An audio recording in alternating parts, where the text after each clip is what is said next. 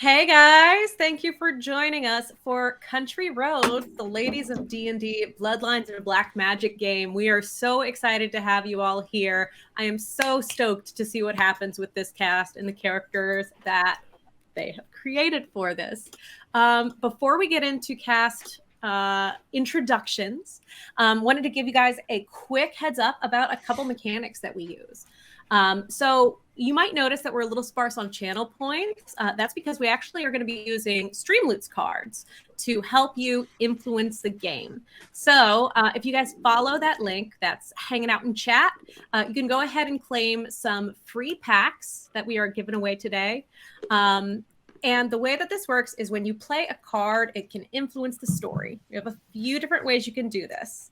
The first one is you can have certain things happen to characters. You can increase their class dice, you can decrease their class dice, and that will give them a bonus or negative modifier to certain roles in the Bloodlines and Black Magic system. A second thing that you can do is trigger a Pierce the Veil.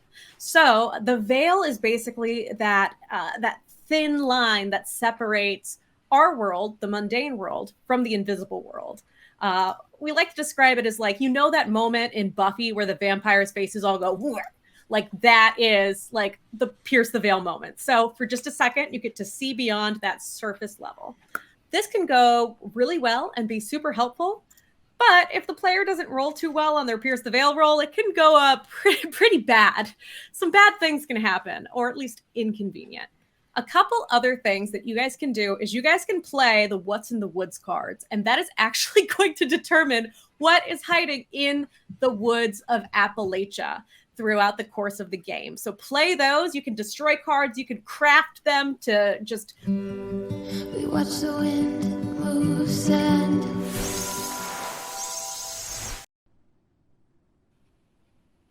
Is you can play Arcana cards to go ahead and set the scene. Oh, is our intro going? I think our intro's... No, sorry. That was me adding it to the thing. Okay, perfect. Sounds good. It works. For those of you wondering how professional we are, literally 30 seconds before we went live, Allie was like, yeah, and then we'll hit the intro. And I was like, what intro?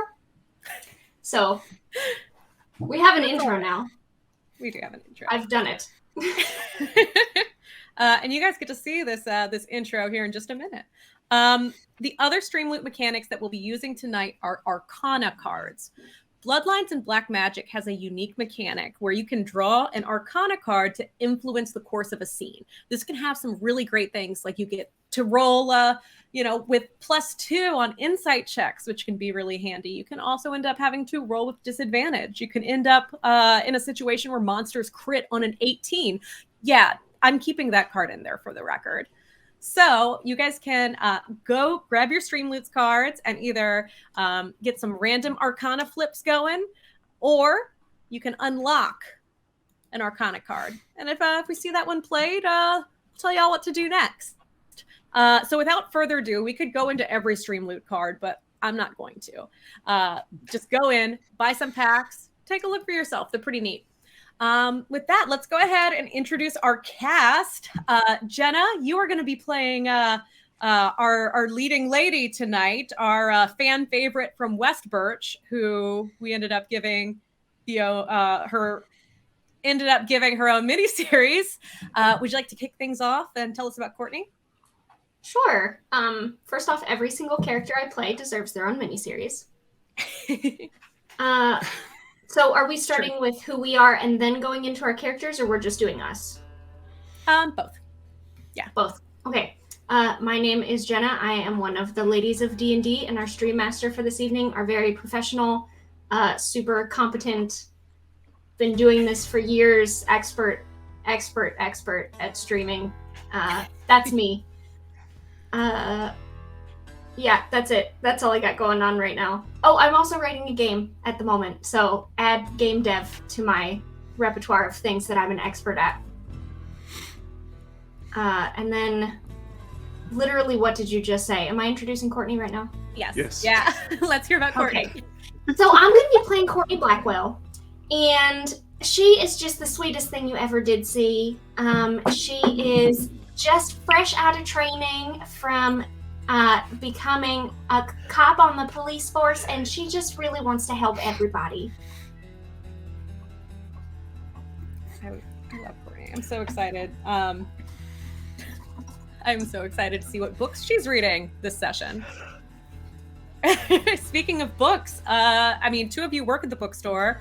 Vanessa, Scott, would either of you like to take it from there? Go ahead, Vanessa. Oh, okay. Hi, I'm Vanessa. I am also one of the ladies of D&D, and tonight I will be playing Elise Goldberg, who she's originally from Louisiana, but now she's up here in I don't know her name town, but she's helping out her friend Marcus at the bookstore. You know, just learning as much as she can about whatever she can. Awesome. And Scott, let's hear about Marcus. I'm Scott Grubbs. I'm part of the Random Encounters Guild on Discord. We play a bunch of different games, as many games as we can, with as many people as we can. I am playing Marcus Draven. He's a humble bookstore owner in Campbell, West Virginia. And Campbell, West Virginia. Kay, maybe you can shed some light into how this little city got its name, as well as introducing Lucille and yourself. I would love to. Don't worry about me. Lucille's more interesting. So I'm Kay. They, them. I'm from the. I'm coming to Ladies of D&D from Critical Fail DM and the Goons. That's who I usually stream with. I'm their stream master, so I understand all of the technical difficulties, Jenna, or challenges, opportunities for awesome. Opportunities, yes. Opportunities, exactly. So by day, I'm a mild-mannered software developer and current TTRPG streamer. And right now, I'm actually running a Call of Cthulhu game on Wednesdays. That's fast approaching its end. It's very spooky. We also have a podcast, The Stradcast, where I play. It's Curse of Strahd, and I'm playing a half-orc barbarian. So I'm really thrilled to be here and happy to stumble my way through this brand new system and kind of learn it as I go. But yeah, so Campbell is the name of the town in which we're playing, and also the name of another member of our group, Campbell, who is in both of those aforementioned games with me. So yeah, I'm gonna be playing Lucille. Lucille right off the bat. Exactly. So Lucille is she's 18 years old. She was born in Campbell, West Virginia. She was raised in Campbell, West Virginia, and she can't wait to get the hell out of Campbell, West Virginia. Here's hoping she can get a scholarship. She's a midfielder on her high school field hockey team. But everyone knows the left striker is the one that everyone cares about, all the recruiters. So we'll see. Here's hoping. If that doesn't work, maybe her punk band can take her out. I love the amount of field hockey information that you have at the ready for this. Well, I'm an instant expert. It's going to be great. We're going to, you know what? The original storyline will scratch it. This is how you guys get to regionals with field hockey. This is about Courtney saving the field hockey team. Anyways. Next time. Okay. Yeah. So if you guys haven't gotten your Stream Loot cards, go ahead and pick those up. Now that you've met the characters, you can know who you are about to mess with or help. And with that, let's go ahead and check out this intro. Yeah, it's totally done correctly. It's a good intro. Allie made this, by the way. I just have Frankenstein stapled it to the overlay, but Allie made it. The video itself is good. So let's do that. The video.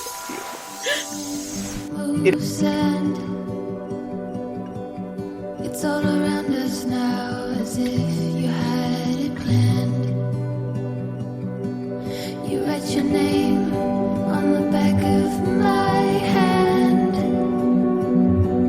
I pull my fingers closed again, again, again. So I can stay and watch the sun go down to end another day.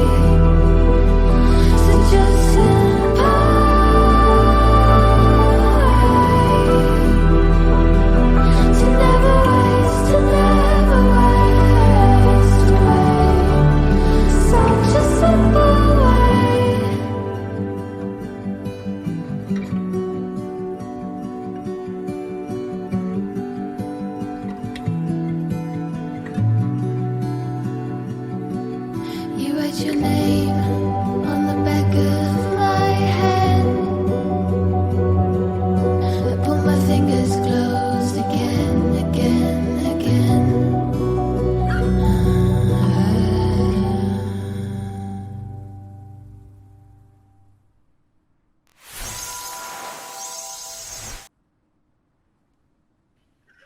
Our story starts at a small bookstore in Campbell, West Virginia. As you look up, you see a sign that's seen quite a bit of wear and tear, and etched in says "Afterneath" in a very rough, rustic-looking font. A door jingles, bell jingles as the door opens, and as we walk in, we see two young women who are talking, and a man standing in a doorway, shaking his head exasperately. We talk here. We do words real good, y'all. This is Afterneath, and the person who is arriving at this bookstore has come directly from a funeral service across town at the local church. She has just said goodbye to her late fiance, James, and is now making her way in. All right, y'all, what's going on at the bookstore? Cheery circumstances. So as Courtney walks in, I think Elise, who has probably been sitting and chatting with Lucille, is going to look up and, everything. How was everything?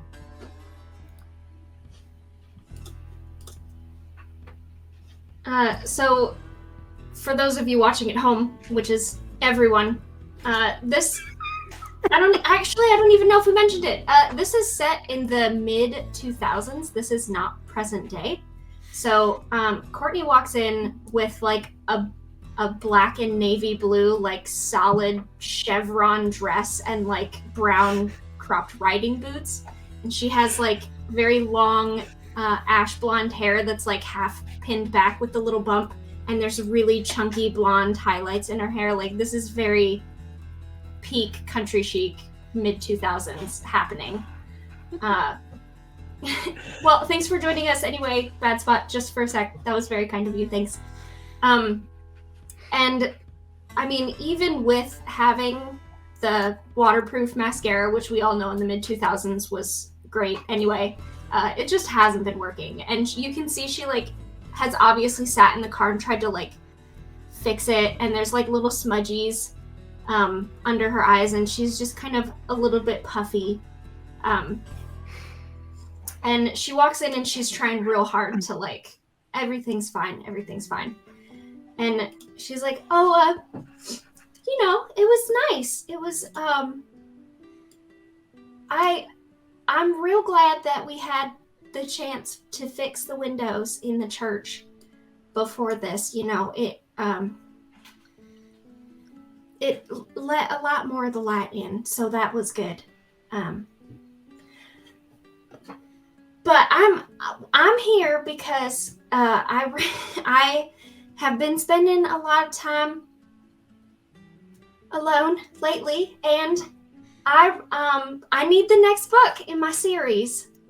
So I was just wondering if I could just pick that up, because I you know, so I'm not just with my thoughts all the time, you know. And Marcus, who's thin and dark hair and a dark beard, the exact opposite of me. He's wearing a black suit, but you don't know if he was at the funeral or not, because that's what he always is wearing. But without a word, he just walks to the back room to his office, and because he doesn't put those books on the shelves. But he comes back with the next two and puts them on the counter. And then walks away. Thank you. That would be good. The series that Marcus hates, by the way, the series is called The Breckenridge Affair. and he has just put the lace spoon and the opal flame up on the counter, and they both have like Fabio style, like the people who made this cover obviously don't know anything about different time periods, and it's like a mishmash of like 1800s, 1700s, whatever, with like frilly shirts and everything just like torn open in the moonlight. Frilly shirts and leather pants. Like, And Marcus goes back to the back room to wash his hands. He stole my heart. oh man, Lucille, have you seen these books before? Were you aware that any of these books were in the store? Yeah, I think so. Lucille is probably sitting. I picture her sitting at a table where she's been chatting with Elise. And Lucille is she's dressed like Gwen Stefani circa 2001. She's got like just longer than shoulder length hair that's like black at the roots, ombre down to like a bright, vivid orange with like choppy bangs. She briefly pulls off her little headphones that are going to her portable CD player. You can hear Sum 41 like in a tinny little headphones from far away sound like blaring. She goes, "Oh, I'm not really good at this, but I'm sorry for your loss." As she closes and puts down, she's reading the Communist Manifesto. She puts it down on the table. Oh my god. Oh man. Oh, the whiplash I just got from these books. Oh, you'll be hearing from my lawyer. You're welcome. Thanks, sweetheart. You don't have it. Thanks. Yeah. And this, and she's like taking anything to take her mind off. And she's like, in this next book that's coming up, we're gonna find out who the evil twin is, because there's an evil twin, but we don't know whose twin it is yet. So I'm hoping that that's gonna come up in this one. What are you reading? Oh, it's the Communist Manifesto. Ooh, Manifesto. What's that one about? Well, it's Elise has one of those like it's about seizing the means of production from the man and returning it to the people. Okay. I'm usually one for romance, but I guess that like action adventure sometimes can be kind of fun. I don't know what the means of production are, but you get them. Yeah, well, there are less comas to keep track of in these ones. I bet that's true. And Lucille, as you talk about that aspect of these book series, it kind of hits you again about the circumstances under which James passed. You all know James Hicks. He was a very, classically rugged, handsome, like 6'3", flannel shirt.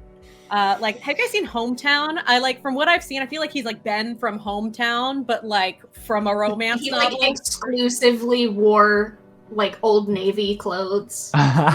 Just the most basic guy for the most basic girl. Denim jacket. They were a match made in heaven. Sherpa lined. I think that was big in the mid 2000s and still now. I'm not looking at that garment right now. It's fine. And what you know, because Campbell, West Virginia is a very small town. Word gets around. And James was out in the woods. He was a contractor who would occasionally, go out to the, one of his only hunting cottage, I would assume. And he went missing for a couple days. And when they found him, he had passed. It was originally thought that it was a heart attack or something like that. But you've heard a couple rumors around town of different things. You've heard some people say that he was found with marks that looked like defensive wounds. You have heard other things around town that say like he was mauled by a bear, and there are several whisperings of even more bizarre situations, which we'll have to wait for chat to find out exactly what those rumors are. And as a reminder, we still got some stream loots packs available to claim. So go ahead, hop on in and grab those coupons while you can so you can influence the story and so we can find out what's in the woods. So Elise is going to kind of look at Lucille and do one of those, like, because we had probably been talking about it a little bit, like, before Courtney had come in, like, well, you heard about all that, right? Like, because, they know stuff. And so Elise is going to kind of turn to Courtney and be like, well, did they give you any more information about what had happened to him? I heard that he had some kind of heart trouble up in the mountains when he was at his cabin, but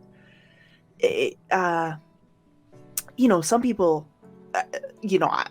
I'm not one for gossip, but some people have been saying that maybe that wasn't really what happened up there. Lucille puts her headphones kind of back on, but enough that she can kind of hear what's going on, because she doesn't want people to know she's listening, but she is. First off, you shouldn't listen to everything that Kathy Sparks has to say. I'm just gonna start with that. But second, now that you mention it, it is a little bit strange. My man really could do it all, let's be honest. But most people don't go hunting in cabins on their own for days at a time. If you're up in the stand, sure, but in the cabins. So that part was a little bit confusing to me because he wasn't up in one of his stands. They found him in the cabin. Yeah, well, and like you said, shouldn't listen to what Kathy is saying, but the rumors going around are a bit wild, that he had some kind of perhaps wounds from being attacked or something like that, that somebody was saying that maybe the police didn't want to deal with it, and so they just said that he died of natural causes. She sort of straightens up a little bit and she goes, well, I'm not actually part of Campbell County Police Department, but I don't think that they would shirk their responsibilities in that way. So if they say it was a heart attack, I'm sure it was. Allie, when I identified the body, were there giant gouges or anything? No. What? By the time that you did go in to identify the body, unfortunately, some decomp had begun, so it would be hard to say for sure if there were small things like scrapes, defensive wounds. However, you didn't see anything that looked maimed.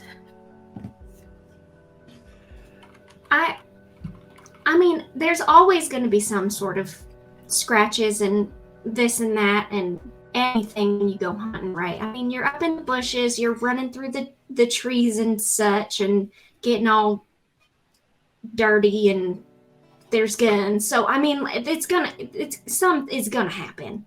But I can tell you right now, and you can tell Kathy this yourself, that there was no bear mauling happening because I had to go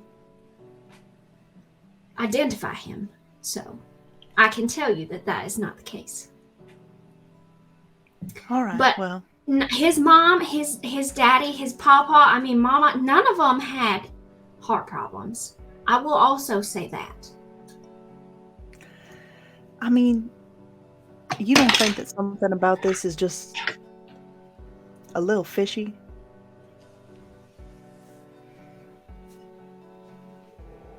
He was a young man. It doesn't seem like the kind of person who would just drop dead from a heart attack at,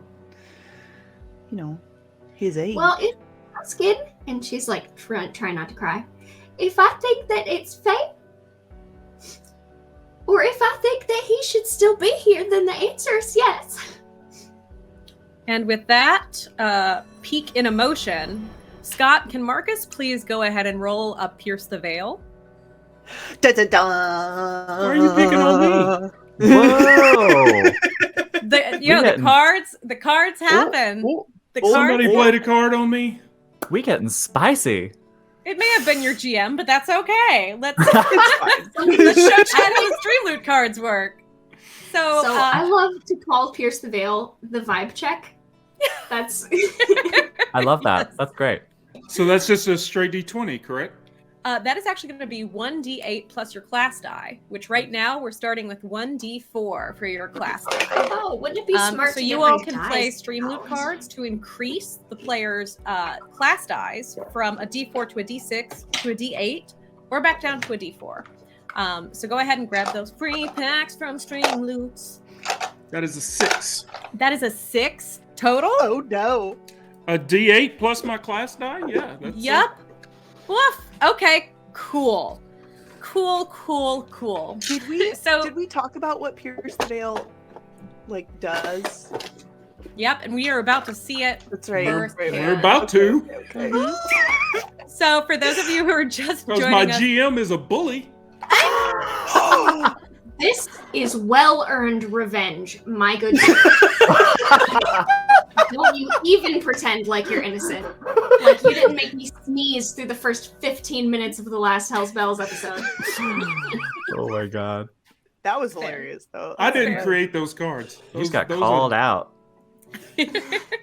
So for a Pierce the Veil, what happens here is the veil is what separates the mundane world that we live in right now from the invisible world, from just that next level deeper. We're saying it's that moment in Buffy where the vampires' faces get all crunchy and you see them for what they are. So what's going to happen right here, Scott, I'm going to be real with you. That's a low roll. That's a low roll for a Pierce the Veil. So I'm sorry about this. But anyways, as Marcus heads back to his office and is washing his hands after bringing out those books, you turn around and something almost feels like it moves in your peripherals. So you turn back to look at the sink in the mirror above it. And as you turn, you feel just a sudden wave of vertigo. As you kind of stumble forward and you catch yourself leaning up against the wall, you look up into the mirror. And for a moment, you don't see the reflection you're used to seeing. What you see instead is shadows moving for just a second, but it's so blurry. It just comes through buffered and out of sync. So Marcus, you're going to suffer a -2 penalty to any D20 roll that requires sight. So that's going to be attacks, dex saves, or skill checks with perception and thievery for the next 10 minutes in game. Dang. Also, Courtney is So Marcus Just feels the need to lay don't- down and take a just nap for grab you. about 10 minutes. I feel that too, honestly. Yeah, Courtney's basically gonna grab you and try and stop you from falling over. Like she doesn't think, she just does it. And I think she's also going to instinctively put her hand on your chest and she's checking your pulse, or Checking vitals. Yeah, You do that. one. Can you give me a medicine check? Who wants to know? Yeah. Let me find it. Well, hi, girl. And skills are still with a D20, just like regular D&D. So that's going to be an 18. An 18? Okay, Nice, cool. nice. Awesome. You check his vitals. He appears incredibly healthy. If anything, his pulse almost seems, just very steady. Pulses are supposed to be steady. You do feel that his skin is a little bit cold to the touch at first, but not alarming amounts. And he seems to be stable. Okay. Whoa there. What's happening? Are you okay? Do you need some water? Come sit. And Marcus makes his way back into the main room of the store and sits down. There's a nice leather chair, and he sits. All right. So you settle down in the leather chair in the seating area. Windows behind you. And at this point, where is everybody relative? Is everybody looking at Marcus, who is sitting down on the couch? Yeah, I think so. I think that would definitely like pull Lucille out of because she had that one ear listening and she would have heard something going on. So like the headphones kind of come back down, and you again hear that pop punk music blaring, and she stands up. Awesome. I would like the rest of you three to make me a perception check, please. Perception. And Courtney, I would say it might even be a disadvantage because you're currently so focused on making sure Marcus is okay. Right. And kind of like having my own personal panic attack about So not me, Allie? No, because you would be Okay. facing the other way. 7. 7. 12 for me. 12. 15. 15. Awesome. Okay. So Elise, you're looking out the window and you've actually been eyeing this small group of high schoolers who have been walking by on the other side of the street. And it looks like they've actually stopped and are all kind of muttering to each other and looking through the window. Lucille, it takes you a minute, but you look up and you recognize these teenagers as people who go to your school. I bet I do. Yeah, and I would like to know, what's your relationship with these guys? Well, let's see. So, tell me again what they're sort of what's the. Let me do a vibe check. Can I roll for vibes? Go for it. Yeah. Oh wait, Yeah. actually, oh my god, I was joking, but okay. Do it. What's that skill gonna be? Just roll a d20 Okay. and charisma modifier. Charisma bod. Okay, charisma's not my worst. So that's a 15 on the die. For a 15. There is the skill culture. Successful. Absolutely. So these three Successful people, vibe you check. get along well with them. You know them well enough to know that like they would not normally come to a bookstore like this. This is, I mean, basically nobody your age would come to a bookstore like this on this like side of the downtown area.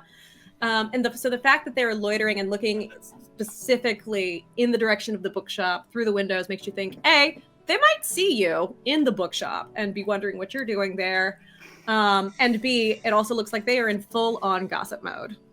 All right, I just want to like stand up very deliberately and like storm towards a window where I can look out and give them the eye and be like, "What the hell are y'all doing here?" Okay. Would that be an intimidation? Yeah, it would. Kathy's daughter. Okay. Jenna, what's Kathy Sparks' daughter's name? Samantha. Samantha? Does she go by Sam for short? Yes. Okay. Oh, I already hate this girl. So among this group, as you're rolling, one of them, you do see Sam. Sam is one of the richest girls in school and tends to be a little bit of that queen bee complex. Oh, this bitch. She is on the field hockey team with you. You two are not necessarily close, but I would say maybe that's why you know the other two, is there other field hockey members that you do get along with. I make a quick field hockey lore suggestion. Do it. Can she be the striker? Can she be like the left forward? Yep. That's the celebrity position. That's the one that gets all the goals. Yep, she's the left striker. Go for it. I love it. All right, I rolled a 10 on my intimidation. Okay. Oh no. So as you storm over, you see Sam kind of look back, and she just kind of gives you, the classic teenager like look, as the other two suddenly do, but the other two do kind of like freeze for a second. They look at Sam to be like, "Oh, are we supposed to say something?" And they begin to cross the street towards you. Okay. Okay. I want to just like lean out the doorway, lean out like the entryway to this bookstore, and just like very loudly shout at them as they're kind of retreating. Just, "Can we help y'all?" And Sam kind of turns back and whips her flat ironed hair back towards you. And as she does that, like one of her little like clips on the side kind of gets a little tangled, but she still looks flawless. And she looks at you, just kind of, you know, very, very tan, very blue eyes, very bleached hair, and just goes, yeah, maybe you can tell us exactly what happened with police girl.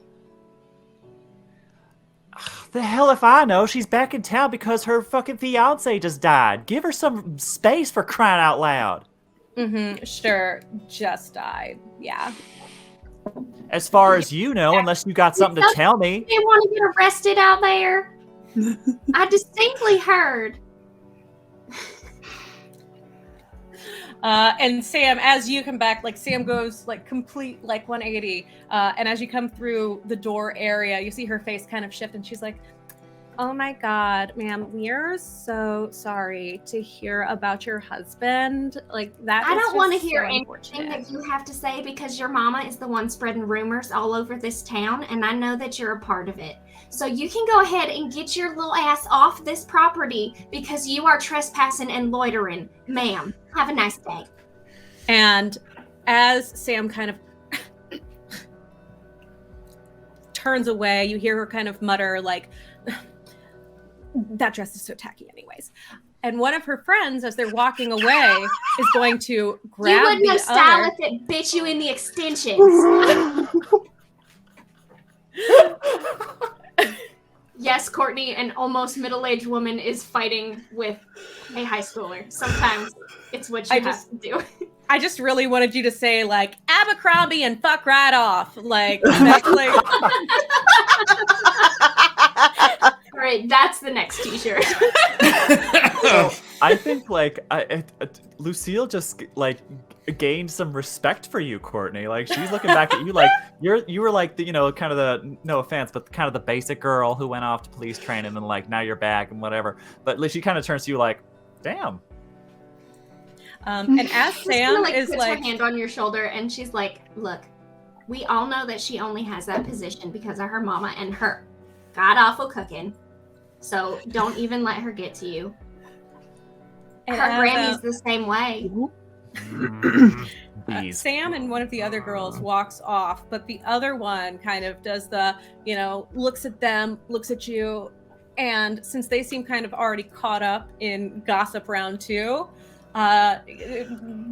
Trisha just kind of like runs back really quick, and she just goes, "I'm so sorry about Sam. I mean, I know it seemed like really bad, but oh my God, the things that we've been hearing, like some guys just said that they saw this 6-foot-tall bird in the woods when they were partying one night." And I'm like, it's got to be connected, right?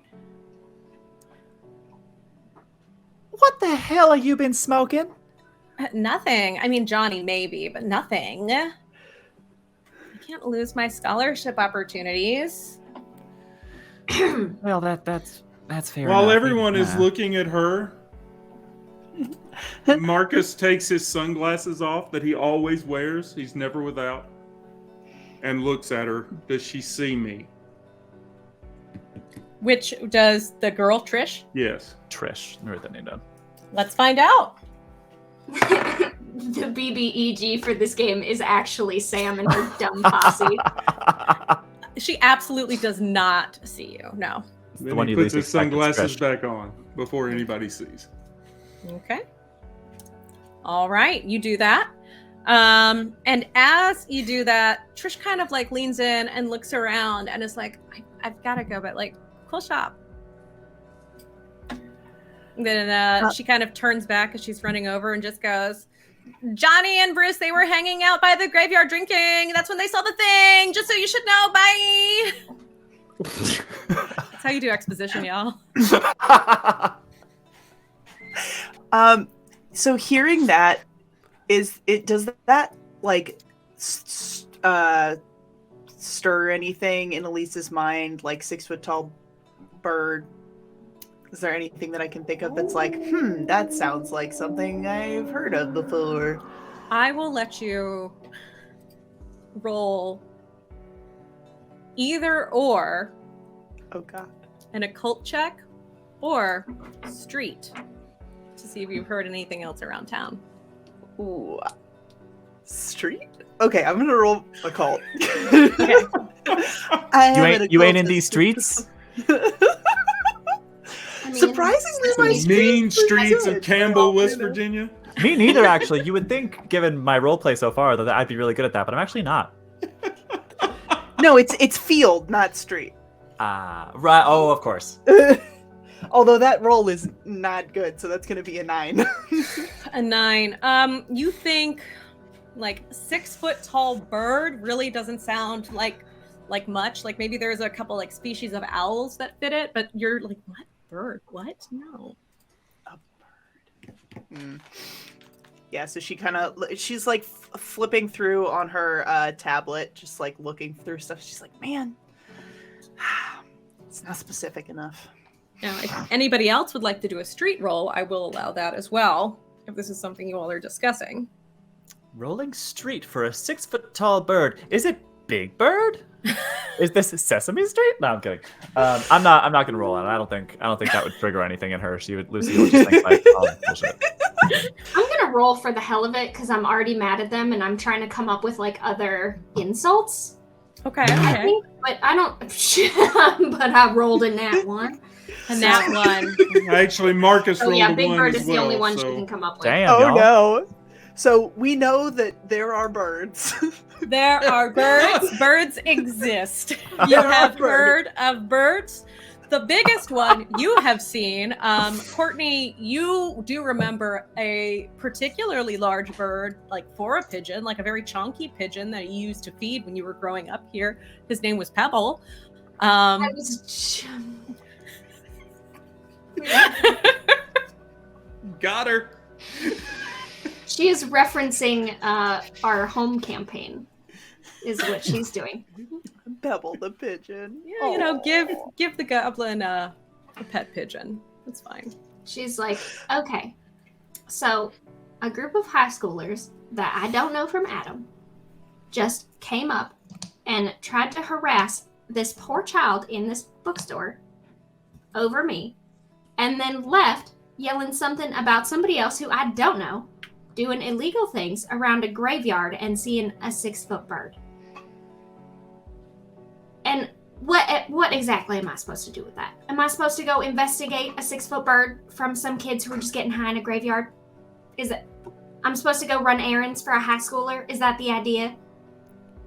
I mean, you don't have to, but personally, I would love to find out what's going on with a 6-foot bird in a graveyard. In fact, anything that has to do with a graveyard, I mean, I'm gonna go probably take a look. So, if you want to stay here, that's fine, but I'm gonna go check this out. For I, for completely one- separate reasons, I need to go to the graveyard separate from this, but it's not because of this. I, for one, wouldn't mind if Sammy McQueen would stop stealing all the field hockey scholarships by flashing her damn veneers. Oh man, is that what those are? They look terrible. That was not the word I thought you were going to say. That is also not the word I thought you were gonna say. Excuse me. Well, I didn't realize that's how they were giving away scholarships now, but I have been out of school for a while. I need a second of silence. I kind of like your style, and I like that you don't get along with them. So if you want to ride, you can come along with us, and then I don't know. You seem like the type that's probably into graveyards too. I mean, I'm more of a punk than a goth, but all right. Courtney kind of like, these are all the same thing. Okay. There's no nuance I mean- here. To be fair, Elise is very goth. She's like all black, Yeah. dark makeup, and Louise by Louise, what the fuck? Lucille by comparison is not. So you can look between me and her and just be like. But I think I mean, you both look Lucille like sees hoodlums. that. Lucille sees that and is like, that's a real goth. Like, that's not a hot topic goth. It's not a mall goth. Like you've always been goth. You're not goth because it's cool. You're like you're legit. Yeah, It's not a this phase one, mom. Not a Yeah. phase mom. Okay, mental Mine, note. the 2000s emo music Spotify playlist is called "It's Not a Phase Mom." I am gonna make "It's Not a Phase" t-shirts now for us to have next week. It's fine. It's not a face, It's fine. Mom. Sign me up. Awesome. Cool. So, are you guys all heading to the graveyard then? I think Elise is gonna look at Marcus and be like, "Are you feeling all right?" Has it been 10 minutes? Yes, it has been 10 minutes. Yes, I feel fantastic. Well, do you want to take a trip to the graveyard? Because if not, I'm gonna ask if I can borrow your car. No, you're not borrowing my car. You know that. We can all take my car. It's not a big deal. But are you sure? I mean, Marcus, we should probably get you some food because you really look like you almost passed out. So come with us and we'll stop at Arby's on the way Ooh. and we'll get you something. Oh, Arby's. Also, it looks like we just had a class die increase right there. Love to see it. Courtney, you now have a D6 for your class die until your next roll. Good for you, girl. Thanks, Storm Bunny. Not Thanks, Dave. useful for much. Awesome. So you guys make your way to Arby's.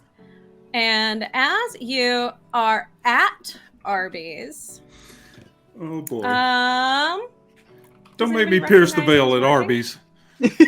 That's not I cool. don't know what you'll see at Arby's. Nobody wants to be behind that veil. Look, you do not use a black light. You do not pierce the veil. Everybody knows this. All right, so you guys head over to Arby's, and Marcus, we're taking your car and you're driving, right? Or Courtney's car? It doesn't matter. I mean, we can all fit in mine, but I don't know what Courtney has. What does Courtney have? I don't know, whatever suburban moms were driving in the Something. I'm sure it's something mid-2000s. sensible, like a Dodge. It's probably an Dodge SUV Neon. of some kind. Though. I don't Like the honestly. I kind think that- that early on, I don't know if SUVs had really taken. Just from my memory, I don't know if SUVs had overtaken minivans yet as like the suburban mom vehicle of choice. Well, she doesn't have any like kids. I'm not sure. Okay. It's something basic. So maybe like a white Toyota Corolla. Maybe we'll just go with Yes. A '99 Corolla. Yes. Awesome, cool. Meanwhile, Marcus has. Scott, you did research. What kind of car does Marcus have? has a Cadillac CTS. We're going in the Cadillac. You going to the caddy? Okay. If So it- as if you this is a guys- choice, I mean, I'm gonna pick that one. As you point at the Toyota. It's just so much more punk rock, you know. I don't want to get in no Cadillac. Are you kidding me? I will say, in 2004, one of my good friends had a, oh my gosh, I forgot what kind of car it was, but it was like really, like the really old, like boxy. Anyways, we called it the Crapmobile, and I thought it was the coolest car. So you I don't want you guys, getting mad at me for getting my smokehouse brisket sauce all over your leather seats. you guys go to lock up, and Marcus, you need to go and get the mail from outside while you're doing that. So you guys go through. You're not going to have them go back in through your office. You don't want them going through all of that. So you guys go to lock up, and as you do, you head outside. And Courtney, this is when you're going to notice that it's a little odd. You've noticed this part of downtown is really kind of slowly shut down since you've been at the police academy.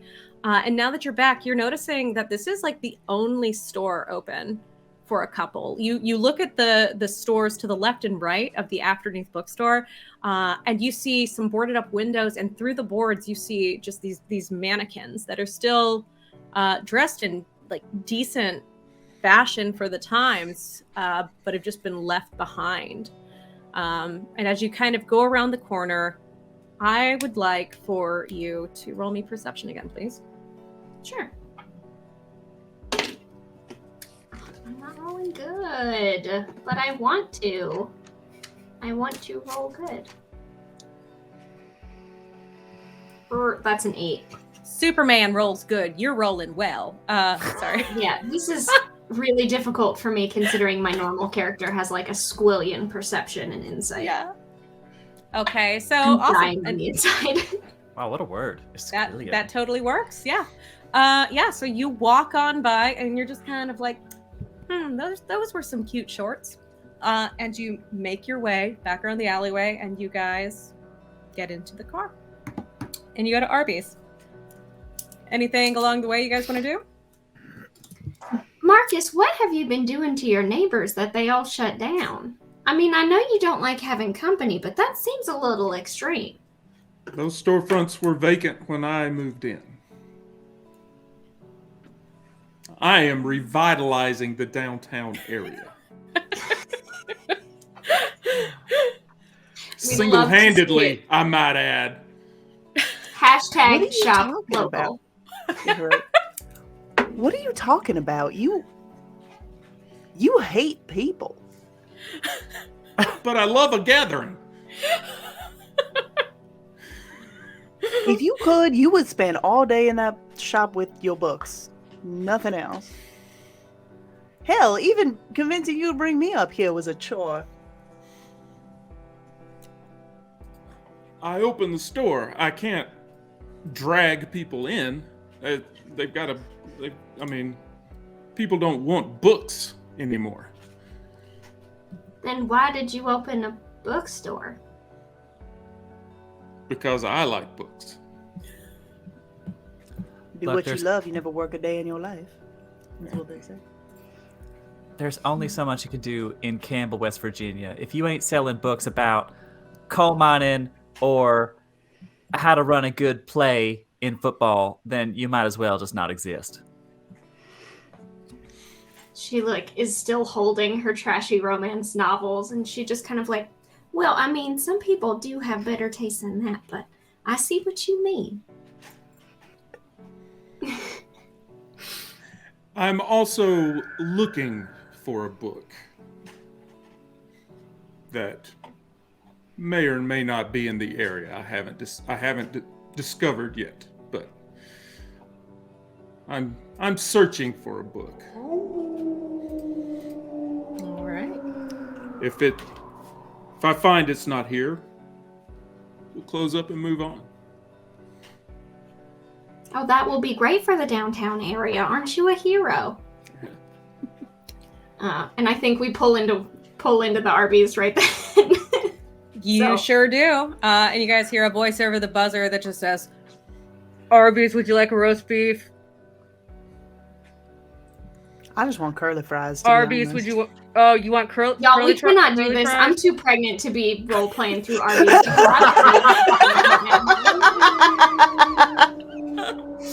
Roll a common check, Jenna.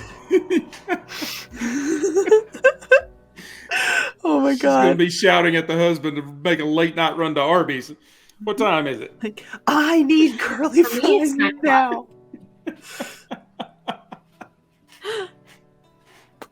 So on that note, let's go to break because I need to shove some taquitos in my mouth. That's so fair. that you don't lose a stream master to Arby's. Courtney? Oh. Courtney? that was us when you disappeared to go to Arby's. My eldritch patron Arby's is calling. Oh my god. All right, for real, I'm sending us to break. Okay, we'll be back. We'll be back in 5. 5 minutes. We'll be back in 5, everybody. We'll be back in 5 with brisket sauce dripping. Missed a riveting conversation about accents and how we are specifically We're having too much targeting fun. Scott with all of ours. We did also just get, right before we went to break, a Pierce the Veil for Marcus from... Okay, how did you say they pronounce it? Cozy Wozy. Cozy Wozy, right. So thank you. One does not pierce the veil at Arby's. Well, that's what you're doing, one is and you're about to. driving. So let's. Oh no! I hope you guys are all buckled up. Let's see that PTB. Uh-oh. This is fine. This is fine. This is fine. Oh. Holding my coffee mug. I don't know that I'm like emotionally prepared for whatever eldritch horrors are happening at Arby's. I know, that's all I can think about. That's an 8. That's At a the Arby's. Okay, we're safe. Okay. We're safe from them. Awesome. Oh, wait a minute. She said that. Wait, was it just the 10 minutes that you had that you couldn't see? Yes. Mhm. Okay. That was it. I was Yeah. like, wait a minute, what the hell is he driving? Okay, I'm here. I'm fine. I'm good. I got better. Jeez. Perfect. Okay, awesome. So an 8 actually does put you in the range of coming into focus. No, I'm sorry, that's a 10. A 10, even better. It's still coming into focus. Yes. So what happens is you pull up to the drive-thru and you hear this static and this, welcome to Arby's, roast beef, and Scott, That's how they do it. Roast beef. roast beef. And with the third or second roast beef, Marcus, the audio kind of starts to miss and it just becomes this thick static. And you turn to look at the speaker box. And as you turn, the invisible world begins to come into focus. You can see it with near clarity, but it still snaps out of focus when you are distracted. So whenever you roll a 1 on an action, such as an attack roll, saving throw, or skill check that involves sight, your vision will glitch and you will be stunned until the beginning of your next turn. So let's hope you don't have to make any driving checks. Or say read the that. menu at Arby's. I know. So Right? you turn your head and this ringing starts amongst the static, like tinnitus, and you look and for a moment everything almost inverts and you feel like time slows down for just a moment. You look up to where the sun was just a moment ago setting in the sky and you don't really see anything. Everything seems to be a nice like crystal dark navy blue. And then you hear again roast beef and it comes back to normal. But at this point it's getting a little bit annoying. I have a question for you. Does Marcus know what's happening? This is your call. Yes. Yes? Perfect. So what Marcus doesn't know is why things are going a little haywire. Why these pierce the veils are happening beyond his control. But you shake it off. All right, Car, what would you like to order? Roast beef? Hello? Hello? I'll just take some curly fries, thank you. Okay. Curly with cheese. No, thank you. Cheese on the side. They put cheese on curly fries up here? That's the weirdest shit I ever heard. No, thank you. He doesn't want cheese. That's the weirdest shit I've ever heard. Okay, 1 curly fries. Is that all? Smokehouse brisket. Want a smokehouse brisket? I will take a chicken, bacon, and Swiss sandwich, please. Chicken, bacon, provolone. Swiss. It's on your menu. It says right there. Chicken, bacon, What? Swiss. Can you roll a persuasion? Oh my god. That is literally on Arby's menu. Are you ordering off the secret menu, Scott? No, that is on the menu. Scott has made it very clear that he is an Arby's aficionado. Chicken BLT. That is a 12. Chicken. Oh, Swiss. Chicken, bacon, Swiss. Thank you. Curlies and brisket. Is that it? Courtney has a very intricate order where she's subbing out like all the things. Okay. Just roll me a charisma. Just a standard charisma.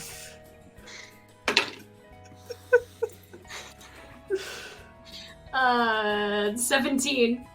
A 17. Okay. Cool. So you describe it She wonderfully. says thank you. All right, they rolled an 8, so it has mayo. It was right, but it has mayo. They really are okay. doing the best they can. So, Scott, you pull the car around. Marcus pulls the car around, and you see a very, very, very, very bored-looking teenager at the window, who just kind of grabs your card. Are you pay cash or card? Cash. Cash. Oh man, now they have to do another roll. Intelligence. It's fine. If they can do the math. Oh yeah, no, they did a good job. They got you the right change. It's okay. Oh, wait a minute. You pierce the veil at the menu board? That's Like, where y'all not around were. the dumpster, not around the people, not in the parking lot, at the menu board. Okay. That's Okay. where we were when it was played. Awesome, cool. So this teenager takes the cash, gives you back the right change, and just hands you just this bag of just grease and sandwich. And as they do that, they lean down and go, you know, hey, where are you guys going? You're kind of a hodgepodge group, guys. Are you? Why are you trying to come? What time do you get off work? Oh, no. I was just gonna say, you guys are, you know, we're just like, and this RV is a little bit like out of the ways of the rest of the town since you guys are heading out to the church, and they're like, I don't know, just be careful. If you guys are like ghost hunters, like I hear that Wampus Beast is acting up again, and just don't want to like see another mall death, you know? Not like at the mall. I mean like mall. I mean, it's like Darth Maul was named after like chewing on things, you know? Wait. Did somebody die? What? Oh, hold on. Did We got 1 minute. Roast beef. Roast. Okay, pull around. Hey, there's like a customer behind you, so you guys should like really go. Just like, you know, beware of like Wampus Hold beasts on or just a whatever. And Courtney's gonna get out of the car and walk into the Arby's, which is a weird thing for me at the moment because #pandemic, but there wasn't one then. And she's just gonna walk in, and then at the counter to a person that is not the person we were just talking to. So now that there isn't anyone behind us and we can finish this conversation, what were y'all just saying about mauling deaths? Oh, no, like not deaths, just like chewing. I mean, probably deaths too. Yeah. What's a wampus? And how exactly, I mean, is it small then if it chews on you and you don't die? No, it's like really, really big. Yeah. But I hear old man Hunter, the hunter, he saw, you know, he and Trapper went out and they saw the Wampus Beast getting like, I don't know, they chased him up a tree. I see he's like a really, you know, the Wampus Beast, man. Okay, I don't know the Wampus Beast, but that's fine. Are you telling me that there are people out here literally named Hunter and Trapper? And you're trying to tell me they're the ones that have found it? What? Which, by the way, I don't doubt that's a last name in West Virginia, but like, I don't really know what kind I of don't doubt story that's a that first name in West Virginia. Yeah, no, dude, those are, yeah. I know multiple guys named Hunter. Yeah, the And Woods Trapper. brothers. It's a Hunter first name. Woods and Trapper Woods. Hunter. My Eugene name's Trapper Hunter. named And their after his sister grandma. Keeper, yeah. This is my cousin, Hunter, Trapper, and Keeper Woods. They're it's fine. Now I'm But- getting offended. I take it back. I'm sorry. They ain't even from here, Scott. I may have watched a little bit too much monster hunting stuff. It's fine. Don't worry about it. But at this point, mid-conversation, Courtney, you hear a familiar, well, isn't that just typical, from behind you. Oh boy. Now, by the way, before I turn around, how old is the person that I'm talking to behind the counter? Like 16. Perfect. Okay, I turn around. All right, Is you it turn. Sam Sparks? No, it is Kathy Sparks.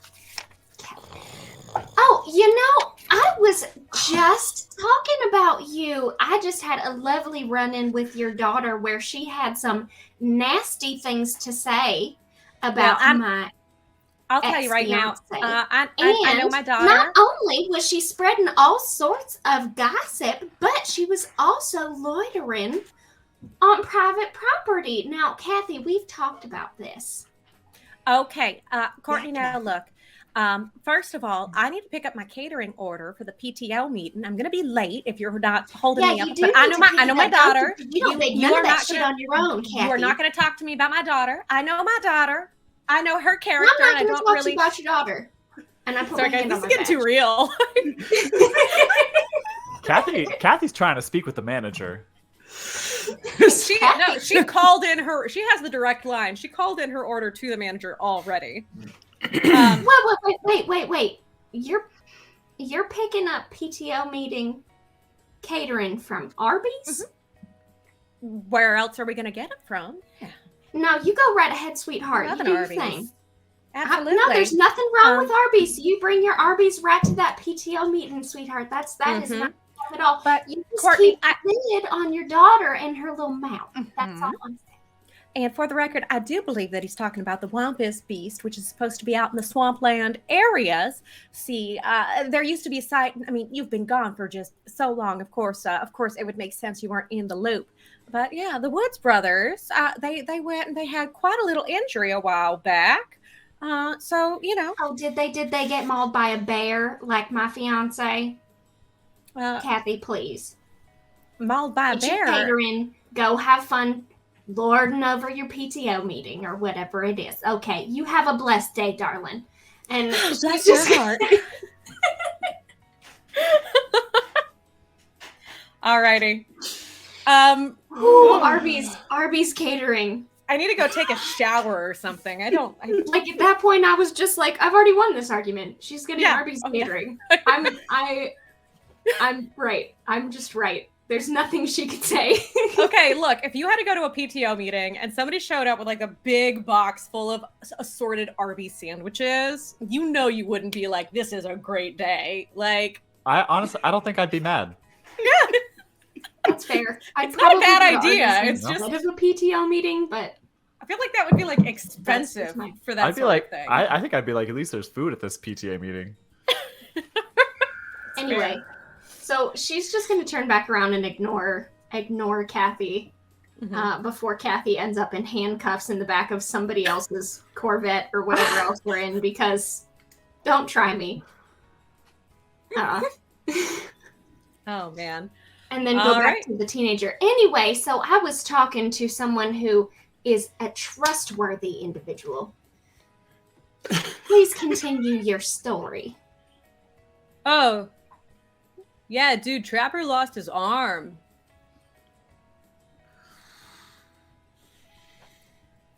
What does a wampus look like, by the way? Oh, like a really big cat. A really big cat. Like on all fours or like... Yeah. Okay. Well, you have a nice night. Thank you for all your help. And you have a nice night, too. And she's just going to walk back out to the car. As you're walking out, you hear... Okay, now look, I'm pretty sure that I said 6:15 on the dot, and it is already 6:18, and I do not see my selected sandwich trays available for pickup. And the door closes, and it just becomes a painful muffle beyond the glass. Awesome. Have we had any Pierce the Veils, Paul? No. That's when someone should have played a Pierce the Veil on Courtney. That is exactly when that card should have been played. I think I just pierced the veil right here in my room. Oh my gosh. Yeah, vibe check on Kathy. Demonic bloodline. Vibe check. Yeah, you're gonna make me stat some NPCs, huh? It's fine. Cool. But I'm gonna get back in the car and be like, okay, so one group of teenagers is talking about a giant bird, and now another group of teenagers is talking about a giant cat that like ate somebody's arm off. So I don't know what on earth is happening in the woods and the swamp, but apparently we've got a giant zoo. Does giant cat ring any bells? They called it a wampus. That doesn't even sound like a real word. Roll me in a cult. Wampus is the name of the sad guy on Discord when you do bad. It's true. Yes, it's their mascot. Yeah. Yeah. I'm tempted. I kind of want to roll on this too. Like, what? Go for it. Just because by now I'm like, why do all of my peers keep talking about these strange beasts? So now I'm gonna roll. Right, like this is apparently something that high schoolers are into now. Yeah, right. I mean, high schoolers are into cryptids. Mothman's where's cool. Character sheet. something. Occult, we said. Occult or a street check. I got a 16. That'd be a 15 for me. Nice. 15 for Lucille. 15? Mm-hmm. Okay. Yeah, no, you absolutely have heard of the Wampus Beast. Oh, duh, the Wampus. Come on, Yeah. everybody knows about the Wampus. Yeah, the Wampus Beast is basically it's a large cat-like animal, like a really big panther that's said to eat farm animals, and basically it's a big panther that's too far away from where the big panthers are supposed to be. They call it the Wampus Beast. It's not all that mysterious, but it's a lot. So there's a mountain lion in the mountains. Well, no, I mean, it's not really quite like that. It's I mean, it's bigger than that, and it's supposed to be scarier. It's supposed to be, it's interesting though. I'm thinking about all of this, and it sounds like there's stories about half a dozen different kind of cryptids in the woods, and that's a little unnerving. Normally up this area we only get Mothman, get a couple of pumas run around. And Elise, as you say that, Another teenager walks up and knocks on the car window. as you say that, Starts yelling at you. a kid You got runs to up and move goes, your "Hey, car." have you heard about aliens?" Like, no. A light kind of goes off, and you realize that a 6-foot-tall bird could theoretically match similar descriptions that you've heard to the alleged Mothman. Oh shit. That's a different character. Oh well, actually, now that I say it, it kind of sounds like a 6-foot-tall bird could potentially be a Mothman. I don't know. I haven't heard of so many sightings being in one spot all at the same time. It's a bit strange, I don't know. Something doesn't add up here. Maybe we should go talk to these kids, and then maybe we should try to see if anybody else has been out there. Well, that sounds reasonable to me. I think we should start with, and she kind of pats Marcus on the shoulder. We should get out of here because Kathy Sparks walked in there and she's complaining about her order, and I'm not actually on duty or in my district or anything, but I don't want to get roped into that because they are absolutely going to have to call on her. So we should get moving. Fine. So yeah, we pull away from. I'm assuming that when she got out of the car, Marcus pulled up into the parking lot. He's not still sitting in the drive-thru. Right. But, Although that would be kind of funny. So yeah, he backs out and pulls out of the parking lot. Okay. And we're still headed for the church. The graveyard and the church. The graveyard, together. yeah. So that is where you park your car, at the church parking lot. So I also went ahead and pulled the Arcana card to set the scene. So real quick, Marcus, could you make a quick drive check? I just want to see how quick y'all get there. I also think that Lucille should make a dex check for spilling that barbecue sauce in the car. Do it. You will not. Yep, we're doing that now. Oh boy! All right, here we go. That is a Dex. 20 drive. That is a 20 for drive, so it's a real smooth ride. So there's no. She should get a +2 to the spill check. Well, +2 is my bonus already. Am I getting a plus 4? Now it's a plus 4. Nice. Go for it.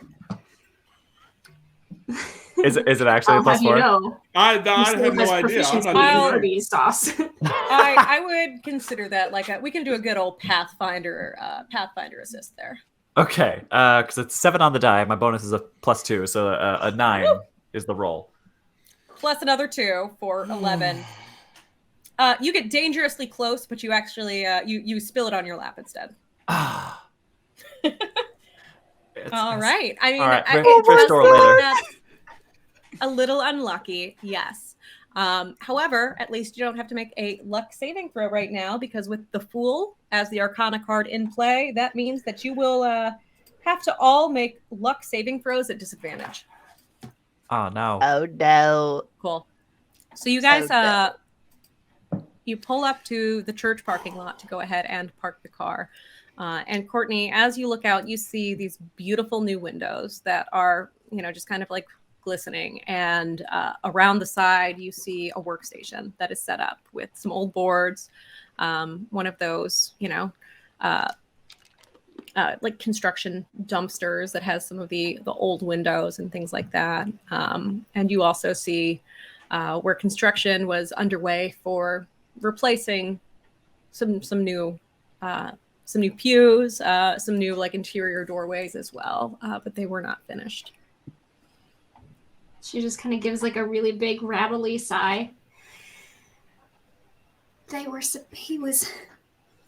was working on the church for our wedding, but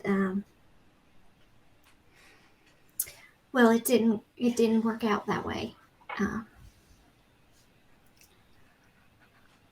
And as Courtney says that, you see James's mother walking out of the church holding a memorial wreath and a couple other floral arrangements and loading them into a truck as she goes back in. Courtney's going to run and go help her load the rest of the stuff. So you guys have a second to talk if you want to. She's like, Absolutely. Yeah. going to go help Miss Hicks. You do that. Yeah. And Elise is gonna turn to Marcus and just be like, "What do you think is going on here? I mean, this doesn't sound normal. It sounds like a lot of weird shit is going on." Is Lucille standing close by? I think I am. Yeah, I think I would have. I like seeing that very emotionally delicate situation. I'd want to hang back. He looks at Elise and he says, "We're close," and that's why there's so many stories. That makes sense. All right. Well, she's gonna kind of look at Lucille and then look at Marcus and just be like, I think I'm gonna just try to help a little bit myself. See what I can do. And she's also gonna walk over and just walk up to Courtney and I'm sorry, did you give her name, James's mother? Mrs. Hicks. Okay, Miss Hicks. And just be like, is there anything else? Courtney Hicks. Is there anything else that you need help carrying? Some I can help with? Ma'am. And she looks around and she goes, no, I think we're just about done here. But thank you. Oh, you're quite welcome. I'm so sorry for your loss. I know that Courtney and I have known each other for a little bit, and I know your son made her very happy. And Made us all very happy, dear. And she goes and gives you a mama hug. She's like, oh. It's very delicate. Mrs. Hicks is very, very thin, very petite, and has a very light touch, so it's not too uncomfortable. You know, I heard that he had been out hunting when he passed. Do you know where that cabin was? I just Oh, he did love his cabin. He'd go up there. Courtney, you've seen it, I'm sure. Did he ever take you up that way? Yeah, I've been once or twice up there. It's I think the quickest way is probably just going a few miles out by Red Hill, and then you take the turn up Somerset. Then you head back We up had into a deal Aspen. to cut over the Johnsons and you just go straight through, and then you just go right up. It's right there. Yeah. So, the old train tracks run pretty close to it, so it's a little bit in. But yeah, Courtney dear, if you do go up there, would you mind? He left some of my Pyrexes, and I just can't go up myself. it's like the orange with the fancy filigree on it. And like the green. Yeah. I'll get them, ma'am. Don't you worry about that. And Courtney, I just want to let you know that, even though James is not with us, he will always be part of our family. And then we both just hug and sob, and it's ridiculous and a mess. That happens. She gets in the car and she drives home with the floral arrangements and this, that, and the other. Do you think? Some of the Arby's, the pepper got in my eye. That's all. Courtney, you don't have to pretend to just be strong all the time. Please, Allie, please don't let this be what kills you, because I do not want to have to explain this at your funeral. She RP'd my fiance's mother, and then she choked on air when I was talking about getting Arby's pepper in my eye. Because we know Arby's is so well seasoned. My hell of a way to go. Like, what? I know. I just can't keep doing this all the time. And come on, we got a graveyard to get to. All right. When you say so, you know that we're here for you if you need us. You don't have to keep pretending like you don't have feelings.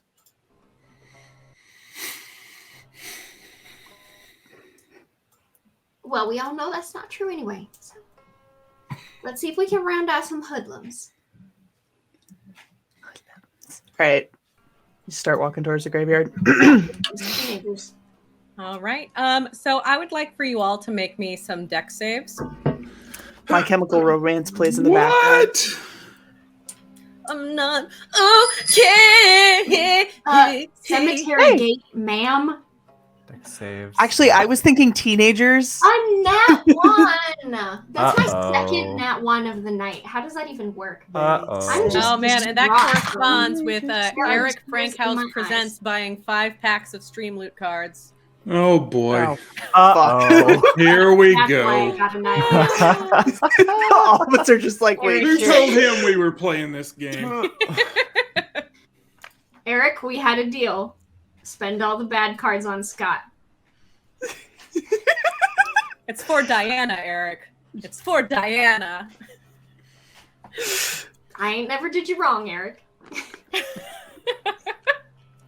I swear. Right. Speaking of auras, finish what our dex thing was. Yeah, let me get those dex numbers, please. I got a 10. A 10? Okay. 15 for Lucille. 10, 15. Nat 1. Oh, lordy. 13. 13. Okay. So, bless your heart. I'm going to go ahead and let you know the Arcana that is in play, because Eric just played an Arcana flip. Uh-oh. With the Knock Knock Man. Oh! Lucille, you're going to like this? do? Well, the Knock Knock Man is in play. Brawlers and Hunters score a critical on a roll of 19 or 20. Yes! Hey! So if we All have right. a fight in a graveyard, I'm gonna swing Which my never field hockey happens. stick with fervor. Smack him. Alrighty. Cool. So what happens here is just as you're crossing the street. Yes? oh, sorry. Once we're in there, can I just start with a pierce the veil?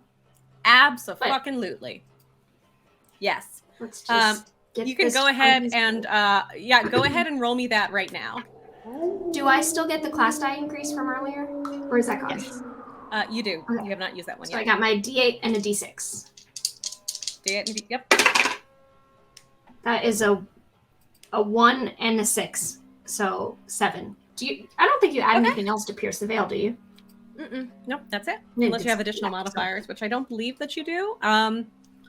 Yeah. Oh. Okay. So, as you're walking across the road, you guys are just trying to get across the road pretty quickly, just for road safety reasons. And as you do, Courtney, you go ahead and you stumble a little bit. You trip over a bit of a pothole, and kind of fall right at the end of the grass area, scraping your knee just a tiny bit, just enough so that it just barely starts to bleed.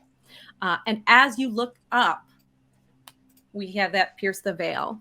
And Courtney, you feel the pain in your knee. And as you look up, it almost feels like you're flying, even though you're not leaving anything. But that's how quickly you kind of elevate there. And when your gaze meets back up, the sky just looks all like star stuff. It's like you can see just vivid galaxies, stars, this sort of astral aesthetic that you've seen in your dreams. You've definitely seen them in And dreams around before. myself. Yeah. Yes, but never on such a large scale. And as you do that, you feel something comforting pulling from the graveyard, but then immediately snaps back. And again, now whenever you roll a 1 on an action roll, saving throw, or skill check that involves sight, your vision will glitch and you will become stunned. And with that, Lordy. Marcus, can you go ahead and roll a Pierce the Veil? Come on, man. Who played that one? Well, What do and you think? somebody played a class die decrease. So, but we can't decrease any more than 1d4 for now.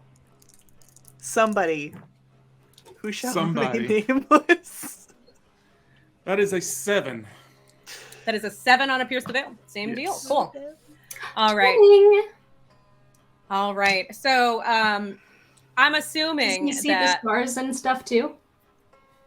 Oh no. Oh no. Oh no. Oh. You're making your way up, Marcus. You just kind of you're down to business. You want this to get over with. You want to go check it out, clear it out, go home, read a damn book. So as you are making your way up, you hear Courtney let out a little yelp as she falls, and Lucille and Elise go to help pick her up. And as you turn back around, back in the direction of the graveyard, you see a fresh grave up ahead, and shadows start to kind of come in from your peripherals. And you see a figure of a man for just a moment, just from this shadow, and then again it drops. And for the first time, you start to kind of put things together and look back at Courtney and just kind of wonder, why is this causing so many of these Pierce the Veils? Also, Elise, you also have a class die decrease.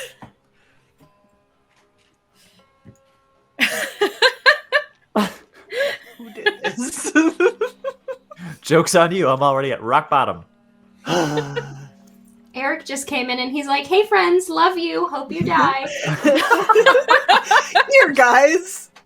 Dang, these are y'all's friends? In Eric true- says, "I got more." He got I bet you do. I'll bet you do. All right. So you guys are going to make your way through the graveyard again, up, and you see that fresh grave that has now been covered. There's a small tent over it. Don't ask if it's on the map. No, it's not. I didn't have a tent. You wouldn't have been able to see the grave. It's fine, guys. It's fine. And as you guys approach closer to that fresh grave, can you all make me a perception check? Eat those. Oh You no! asked- If I roll a 1 on this one, I'm crapped. Are you asking if I Okay, can it's or a if I 5. want to? damn Perception, it. we say? Oh. Lucille is not wise, y'all. She's 18. Didn't this happen the last time I played Courtney too? Like, I rolled like crap the whole fight and couldn't do anything. Courtney just can't roll. Oh no. Oh no. Oh no. Okay. Maybe it's the dice. Maybe you need to switch up the dice there. Yeah. Okay, I'll change my Courtney dice. I don't know which ones I was using last time anyway, but I definitely have enough to change them up now. All right. So did anybody roll over a 15? 17. 17? Okay, awesome. So as you guys get closer to the grave, 21. a mist kind of starts to roll in from behind one of the gravestones. And then you look back and you hear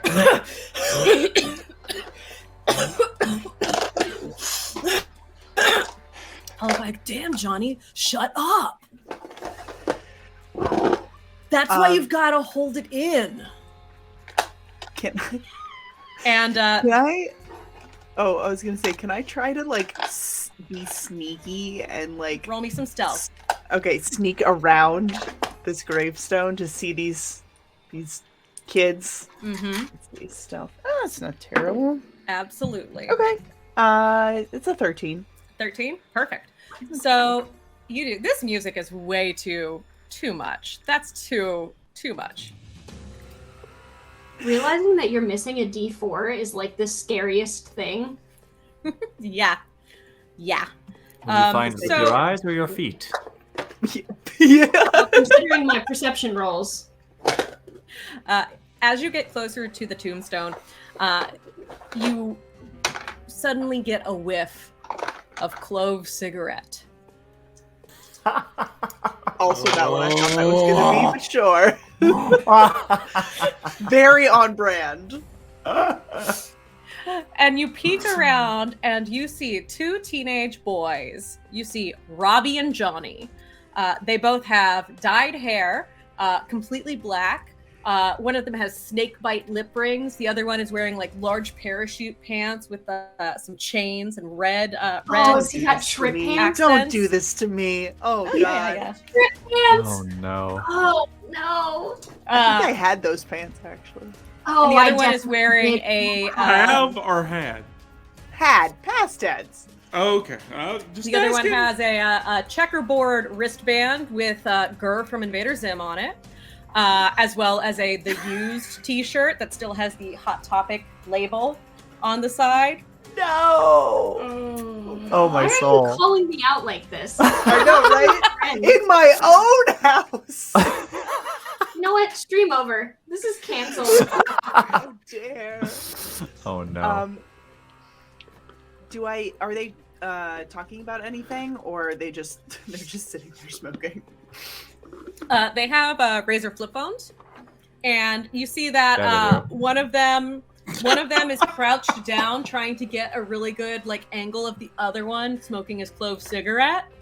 You know, probably to put like some like font over it so it can be like a 2006 like flashy gif that says something like, "My heart was full and then you left me, Bethany. Please come back. My love is like a flower and wilts without you." Yeah, put In that, parentheses. stick that in your MySpace and smoke it. No, it's probably a punky JPEG, like a really low font. Ouch. Okay, so then Elise is going to creep around the headstone and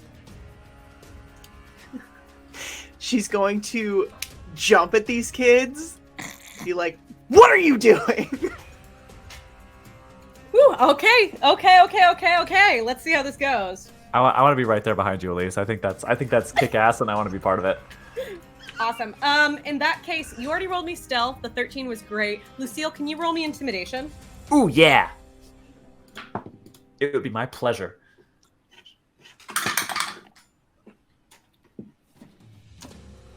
That's a 10. A 10? That'll do. Considering how poorly Johnny rolled, Johnny's the one holding the cigarette, and as he comes around, he just starts, as you pop out, he chokes on smoke and falls over and starts crying. Robbie, however, rolled a nat 20, and he's just like, he's like, God, Johnny, why do you have to be such a loser all the time? God. This is so not Vampire Punk, man. So not Vampire Punk. Well, I was about to feel bad for you until you said that. I know, right?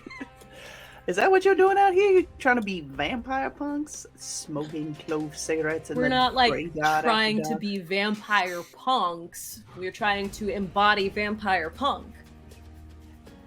Have you like not heard? And he's gonna like reach into his parachute pants pockets, and pull out like a wrinkled, folded up flyer. And he hands it to you, and it says in like ransom note lettering with like some of like the splashes and like a fleur-de-lis on it. It says Vampire Punk, Friday night, 6 p.m. Outback Lodge. So do you think this is gonna get Bethany to like you again? Is that the plan? Look. Why do I keep getting embroiled into high school drama with this character? I mean, besides the fact that we know she there's likes a lot trashing of on there's a lot of nostalgia going on. So You can take the girl out of Campbell, West Virginia, but you can't take the Campbell, West Virginia out of the girl. Johnny like is what? still like, Johnny starts to like whimper, and he goes to like mope by another tombstone and mutter, and he pulls out like a small notebook and starts to write some poetry. If anybody tries to interact with him, he will turn and what's that? You remember when they used to listen to The Cure when they were trying to act like this? I just don't know about the kids these days. the kids are all right. You keep making me like feel almost bad for them, and then just immediately take it back. Like this poor kid starts whimpering, "Aw, poor kid," and then he goes off and starts brooding and writing poetry. I'm like, never mind. Oh, and if anybody tries to interact with him for the next 3 minutes, he will just hiss at you. The poetry is he's Dear that diary. kid. Yeah. Meanwhile, I know will this kick kid. the shit out of this kid. I will. I know, right? I went to high school with this kid. So meanwhile, Johnny, Robbie is the stoic one. Robbie is gonna pull you guys aside and be like, "Yo, look, Bethany was the Sally to his Jack. He's not complete without her, and soon she will realize that they are simply meant to be. But like, dude, really, Bethany is like super into vampires right now. So anything we can do to really like, encapsulate that vibe would be really, really like elite." Now I'm feeling attacked. How dare! Oh my god! You had to use... okay, so on that note, we're going for another 5-minute break. Allie may or may not be here when we get back. Oh my god. I need to go reevaluate my life and all the guys that I dated in high school. And just remember, guys, RAR is dinosaur for I hurt you. No. I'm gonna go flip through my yearbook. I'll be RB. 5 minutes. 5 minutes.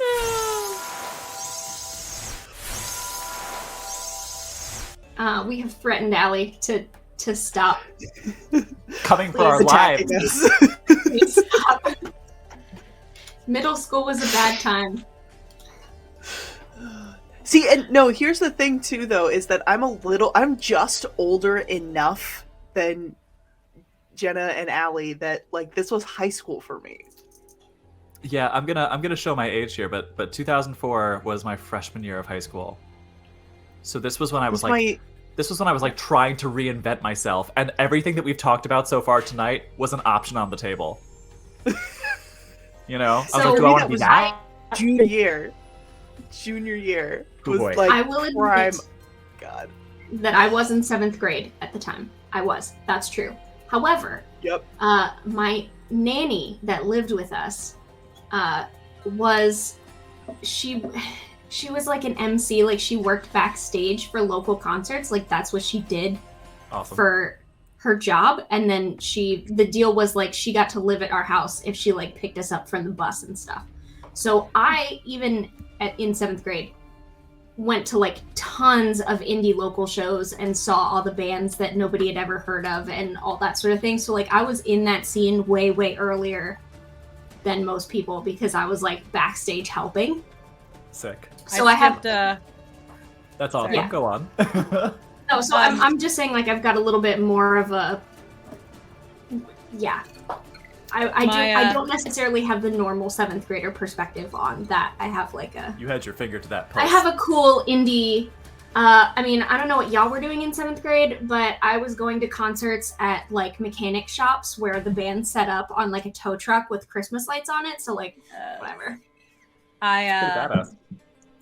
I got grounded for a month because my best friend and I, against my mom's wishes and permission and her explicitly saying I wasn't allowed to, we ended up playing in a battle of the bands at a really smoky like bar in town with a bunch of other punk bands, and then she came and picked me up and embarrassed me in front of all the cool kids. Oh, my God. no. Why aren't you playing Lucille? You should be. You are a Lucille. Because I lived Lucille, okay? I don't need to go. Just kidding. I didn't. You weren't a midfielder on your field hockey team, were you? No. I was like this. You did wrestling, didn't you? No, I was the president of the Thespian Honor Society. Sick. No. There's something else that you do. Is it wrestling? Arm wrestling? Arm wrestling. Yeah. Arm wrestling. That came later in life. Also sick. Okay, so as long as we're clear that you're dragging yourself and not us, it's okay. Well, maybe just yeah. all. Oh, What yeah. are you dragging? No, Allie is I'm getting being clear. cooler by I'm the fine. minute. So back to the graveyard. You guys see Johnny finally like finish his poem and close up his like cute but psycho like happy bunny. No, the happy how? bunny. Oh, no. Shut put it up! back. Stop attacking us! No, Memes just before memes kidding. were Let those Yeah. things even out. just kidding. Just I'm gonna kidding. die. And I'm poor gonna die Scott's for over real. Here, like, what the fuck? Just kidding. It's more I Invader was Zim. trying to Anyways. throw Scott a bone with my Cure reference. I don't know if. Sorry. Well, on that note, Courtney, can you roll another Pierce the Veil? Sure, I'll pierce the hell out of that veil. I really hope this is not another nat one. I did change my die, so now they're like sparkly, magically, purpley, aura related. Okay, that's no, wait. That's a D20. That's not. That would be a perception. That's not. I should have. Okay, Yeah. sorry. Question: other people have gotten die decreases. Does that affect me too? Am I still at No. D6? Am I at a D4? You are. Yeah, everybody's currently at a D4. Okay. No, she got an increase. I that did was You played already. did. though. I'm Oh, doing wait. a great job at keeping track of this. No, I think the increase was played already. I don't think there's been one. Yeah, since I got then. one earlier and I already used it, and then Yeah. Vanessa. Oh, it's only for the next roll? Oh, okay. Yep. Oh, I didn't realize. I thought it It's was all for the good. rest It's all of the good. session. Oh, that's not bad. That's not bad. That's a 10. I mean, it's not great, 10? but That's not considering bad, the yeah. highest I could possibly roll is a 12. Yeah, no, that's not bad at all. Okay, cool.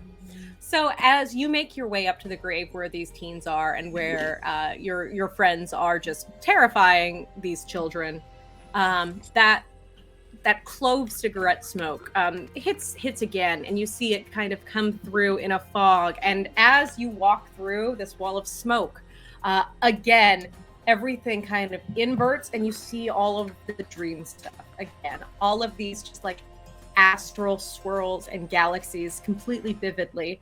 And as you look over to James's grave, you see again the shape of a man with all of the star stuff that you've really only seen in dreams before, and you just feel incredibly warm for a moment, and then it dissipates as you hear one of the kids again be like, no, seriously, she's super into vampires, dude, like super into them. It's this book she read or something. Was it by Anne Rice? I was not gonna ask, but I also was wondering. I don't know, dude. Because I if didn't it's ask. by Anne Rice, honey, I'm just gonna tell you right now that nothing you have going on right here is gonna scratch that itch. You should probably go find out what book it is and read it, and then you kind of have a better idea of what you're trying to pretend like you even are. Oh, dude. Aren't like all vampires just kind of like, you know, like Dracula, like, you know, like Castlevania? Watch me Google when Twilight came out. Oh, that was later. well wait, after wait, this. That was yeah, later, later. yeah. Later. 2005. Okay. 2005. Oh my god, not that much later. Oh my god. Not that much later. I'm a little bit more shocked that she pulled that number straight off the top than the fact because that that's the number. I was a big reader. I ran out of Charles DeLint books to read. I was recommended this book by Cats Are Being Loud. Stop. Squizgar, don't be a butt. Don't be a butt, sir. Okay, sorry. Had to throw a blanket at my cat. No, I was recommended the Twilight series when I was done with a bunch of like urban fantasy. A bunch of better books. Yes, and then I read the first chapter and went, this is a cheap and blatant ripoff of the Mediator series, and put it away, and then I got it for Christmas again. Oh no. I mean, to be fair, to an adult that doesn't really know what's going on when you're going through this phase, the cover does look pretty gothy. Oh, that's fair. That's fair. Anyway, look, I'm just gonna be completely honest with you, hun. This isn't working, and I can pretty much tell you now it's not gonna work, and especially if it is one of those Anne Rice novels, honey, you're just gonna have to read the book and find out, because it is none of this.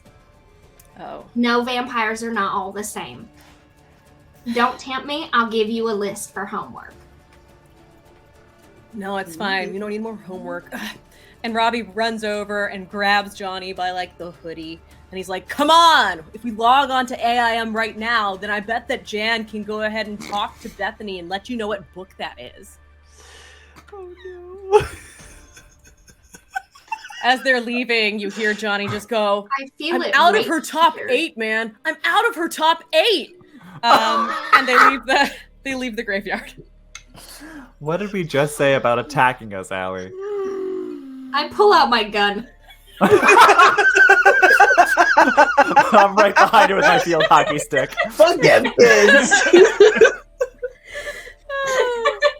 Oh my god. Oh, I can't. Oh my lord. Okay, well, if those lovely young gentlemen were the people who were seeing things, I don't really know how credible that is, honestly. Oh, don't trust anything they say. They're not even cool enough to be hanging out with the actual stoners. Honey, did you hear what they said? They thought that all vampires were the same. I don't know much about that, but I'm not really into vampires. They seem like posers to me. All right, look, and we're gonna move on, as she totally has the next 2 novels of the Breckenridge Affair in her in her possession as In we the speak. chamber, loaded and ready to go. Back in Marcus's caddy. Click, click, Breckenridge. Allie, being level 2, I can hear the whispers and voices of the dead. So just being in the graveyard, is there any happenings going on? Are there any ghosts like just laughing their asses off at these teenagers? Like what's Oh, absolutely. graveyard vibe check? Absolutely. No. as you walk into this graveyard, it's like walking into a mall, like a 1990s style. Like, it echoes. There are people everywhere. It doesn't smell like chlorine, which is also a weird thing about malls in the 90s. Don't quite get that like pool vibe. Maybe it was just mine. Anyways, so as you're making your way through, there's so much going on. Like, this is a small town, but this is probably about 150 years worth of graves for everybody in this town. So there are a lot of familiar voices, but a lot of it is very kind of like simple talk, like talking about times when they were alive, reminiscing. You see a lot of couples that are buried next to each other, and you just kind of hear them, reminiscing about everything from like proms to their weddings. And as you overhear that, kind of feel a little like tug at your heart. And as you walk up to the grave, you do see that there is a second plot next to James's grave with no stone, but it has been marked off.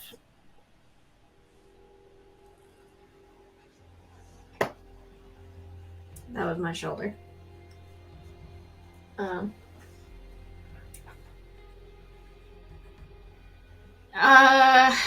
Do we as a group, we have not discussed this, do we know that we are all into weird shit, or are we hiding from each other that we are into weird shit? I will say for Lucille's part, she is very much keeping her weird shit under wraps.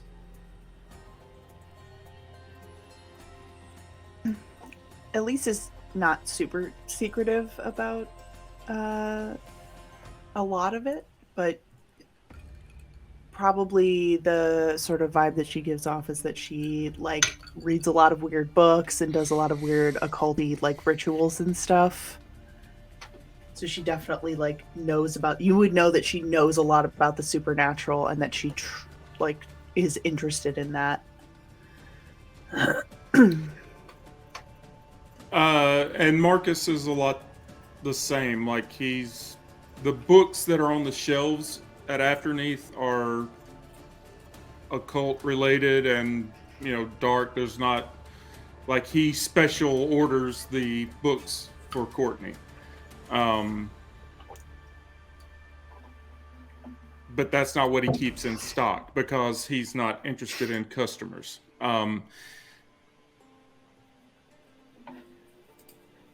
That's okay. What I had a question. Do we see each other's auras? Or is that a thing that we have to do? That's a pierce the veil thing. Yeah. Every time you pierce the veil. Okay. Yeah. You all would see the auras, but it's not too unusual for people to put off specific auras. Everybody has a unique aura, regardless of bloodline, regardless of what they do. That's something that you all would all expect at this point. One thing that is kind of odd is that the four of you do notice that the auras just kind of are a little amped up around each other. They're a little bit more dynamic than a stranger that you'd pass on the street. You're talking about our auras around each other? Mm-hmm. Mm-hmm. Okay, yeah. Icebreaker time. We just met each other for the first time. Let's talk about what our auras look like. Mine is deep galaxy purple, and it's got kind of like billowy clouds and like twinkling stars. Elise's, it's like green fire that emerges from the earth and just sort of engulfs her. Mine, it's like it's gray and black and smoky, and like I think it there's, I don't know if it's possible to smell an aura, or if it's mostly visual, but perhaps somehow whether it's by actually smelling or thinking you smell, it just smells like sulfur and like ash and like a volcano has just gone off near you. And she's very self-conscious about it. Extremely. Because you're a teenage girl. So yeah, exactly. Marcus's is a deep crimson ox blood color fading into black. And whenever Courtney is near, like it's almost like fingers, like his aura extends out, like trying to reach for Courtney. And if she sees him standing at James's grave, his aura is reaching out towards James's grave as well.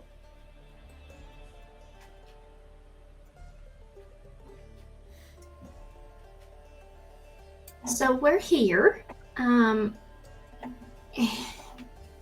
again today, and she's like not looking at any of y'all. She's like very like shoulders slumped, like totally defeated, just like staring down at James's grave. And I mean,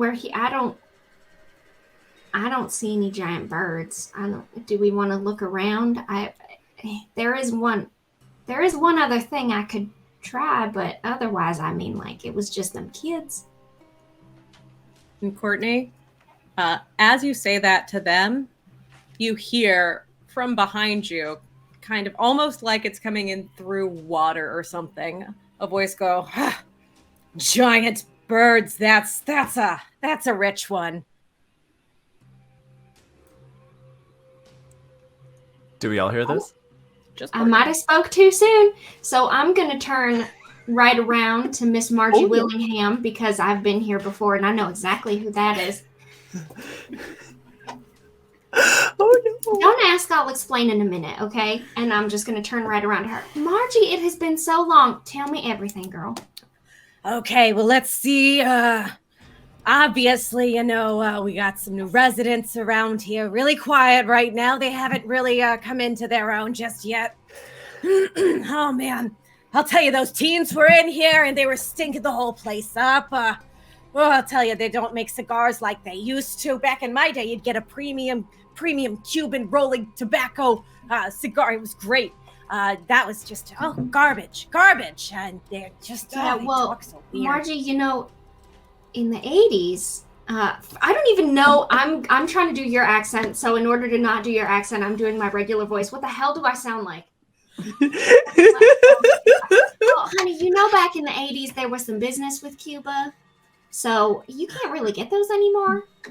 But anyway, you know what else was in the 80s? Cocaine. Lots of cocaine. The 80s are not a comparison. Margaret, they're not I'm going to tell you on top now. I know that you tend to forget that every time I come here, but we need to stop talking about this because I don't know that there's a statute of limitations here on something like that. So we need to change the subject, honey. I'm just here talking about these birds or possibly like a large cat. Large cats. Oh, you mean the wampus beast? Yeah. They won't shut up about that. I think it's just a panther. Just a puma or something. Zoo train crashes. Tiger goes into woods. Now it's a wampus beast. Big whoop. So you haven't seen one around here then? No. I mean, I don't know. I don't go wandering into the woods looking for wampus beasts. I mean, that sounds Margie, I know stupid. you're one of the ones that spends all night up getting into everybody else's business. Let's be entirely clear. If there's been something around here, you would have seen it. I'm not casting dispersions, Margie. I'm just saying. Okay, one thing about being dead is you can't wear glasses. So yeah, I hear what goes on here. But I'll tell you, my eyesight is just, it's woof. So anyways, no, I've heard and some crunching. I will leave some stogies on your grave when I come in a couple of days. Bless your heart. You're did your mother ever tell you what an angel you are? You truly just, remind me one of these days. I need to remember that pound cake recipe, and then I'll give that. It was a good pound cake, you know. Anyways, birds. No, that's closest thing that, you know. There's some herons that come through on occasion. They're big.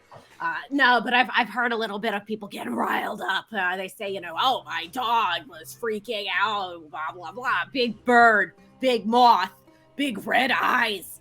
It Hold on one second, Margie. Hold on one moment. I'm gonna put you on hold, and she's just gonna turn back to Elise. Moth? Ringing any bells?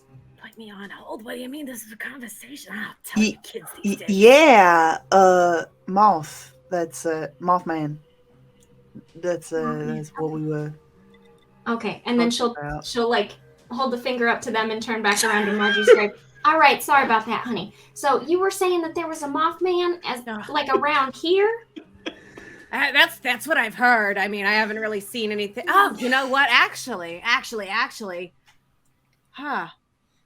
there was something big that came through, aerial born. You know, not walking like, but scared all the crows. You know, all my birds, they flew off. They got real spooked for a minute. But yeah, it headed pretty deep into the woods. It seemed like it was headed towards like the old train tracks path or something like that. I don't know. All right. Well, that is certainly enough to go on to start at least. And she kind of like does the towards her shoulder, which is obviously incorporeal, and just kind of like goes right through her Misty style. And is like, see, I told you know everything there is to know around here, and you tried to tell me you didn't. Well, anyway, say hi to your mama, because we gotta go. But I'll be back in a couple days, okay? Okay, sounds good. Ma, where did you go off to this time? All right, so Margie said, and then she's just gonna relay. Margie, by the way, died probably 60 years ago. Yeah, wait. So we don't see Margie, but do we see you talking to Margie? Yes. You hear me, you see and hear nothing of Margie. Like, you think I'm talking to myself at the back of someone else's grave. Yeah. So Lucille is just standing like sort of at the back of the group, like eyes wide, like the fuck is going on with Courtney? Okay, so the thing that you need to understand about me and why I even got into the Force to begin with is because I have some talents, we'll say, and at some point I think that I would really make a great investigator, so I'm going to try and work my way up. But for now, I can sometimes talk to people who've already passed on. And Margie over here, and she just kind of like pats the headstone, and she's just great for this because she's one of those nosy ones, and she's up like all the time. And her eyesight's not that good, but she hears everybody else talking. And she said that there was some like Mothman or something flying around towards the woods. And she said over by the train tracks, which is where the cabin is. So maybe there isn't anything going on in this graveyard per se, but we could go over there and look it up. All right. Also, welcome, Raiders. Hi, Hina. Hi, Hina. Hi. Awesome. So real quick for our Raiders who are coming into a hell of a show. We are playing Bloodlines and Black Magic, which is a modern setting, but with black magic and occult stuff and cryptids. I'm playing a cop whose fiance just got mysteriously circumstanced to death, and we're a little bit investigating that. And we just got through the graveyard, and we're headed to his hunting cabin with my band of ragtag friends here, who I will let introduce themselves.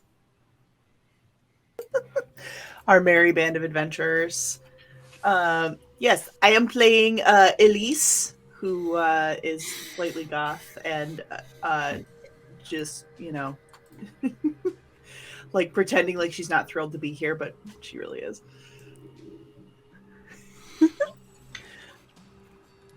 I'm Lucille Smith. I'm just a punk rock darling, just aching to get out of this small town and go make a crater on the world.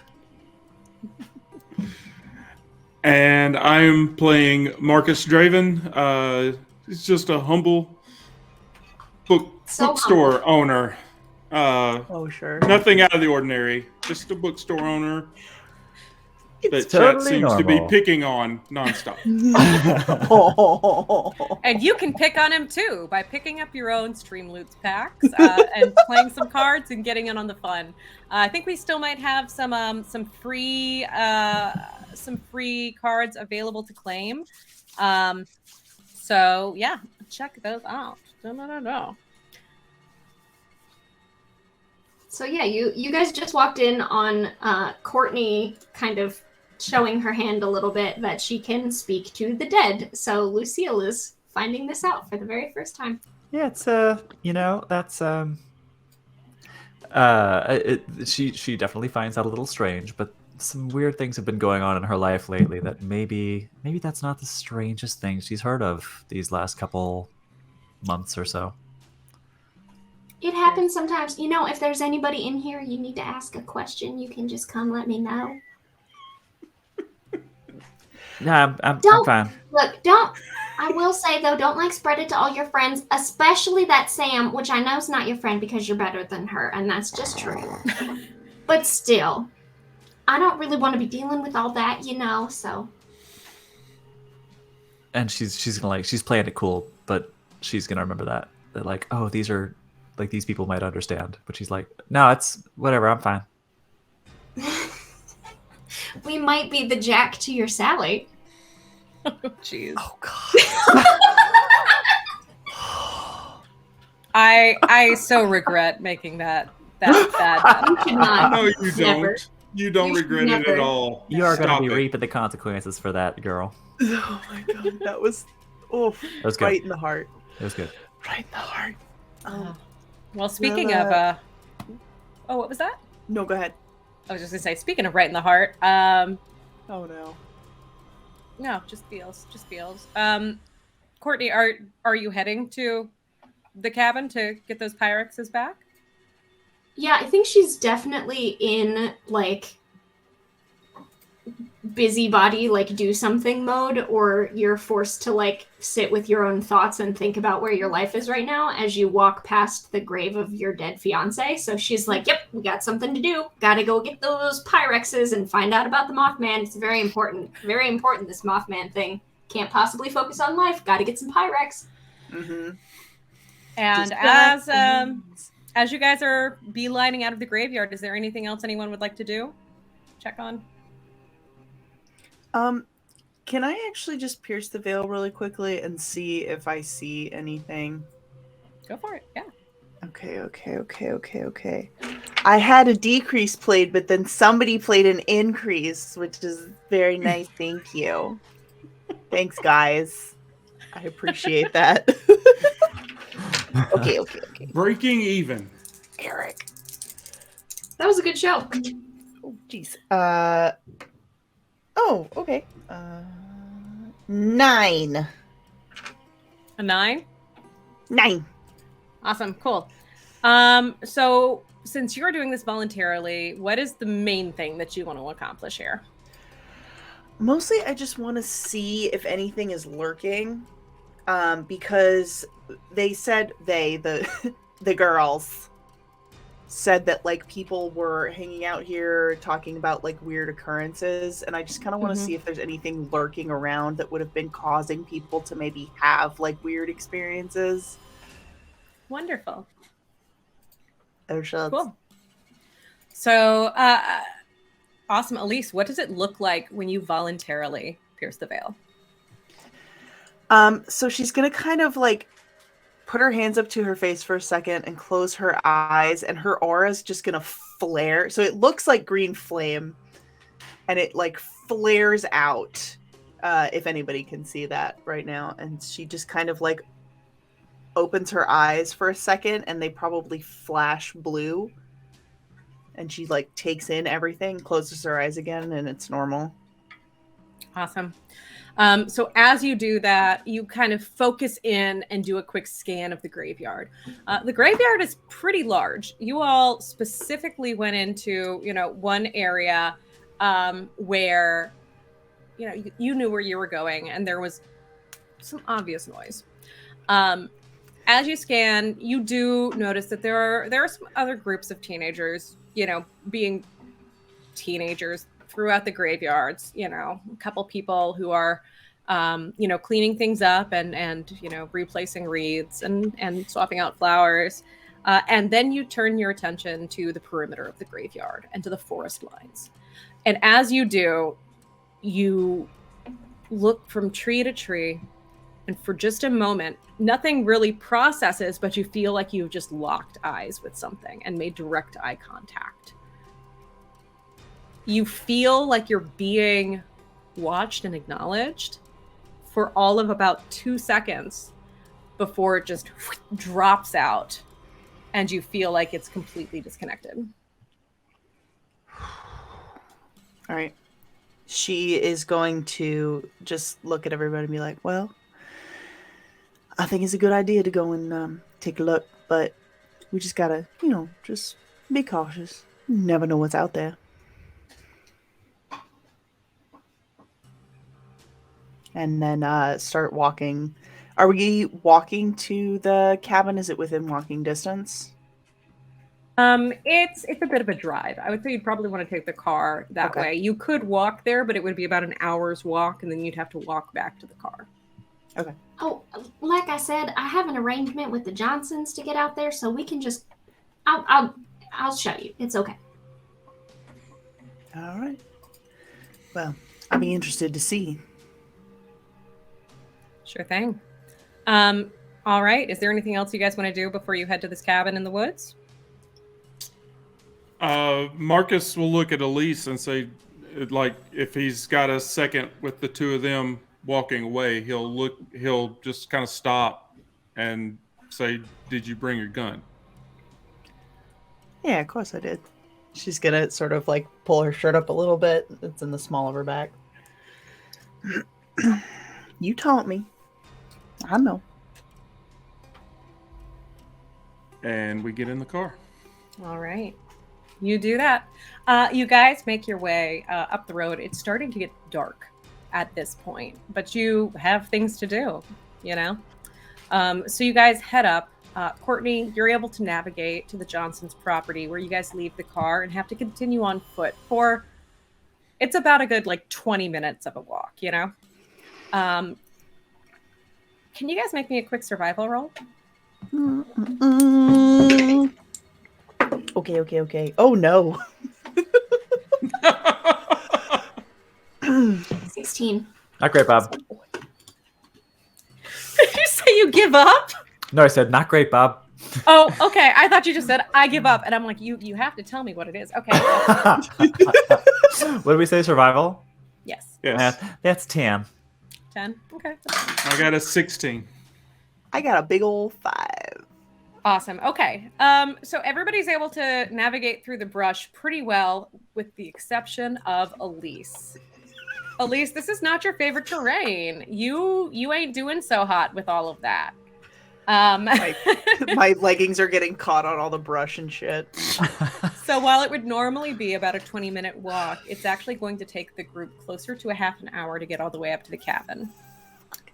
And as you all get there, as you guys get there, Courtney, it's been a little while since you went up here, and I would like for you all to roll me a few different things, actually.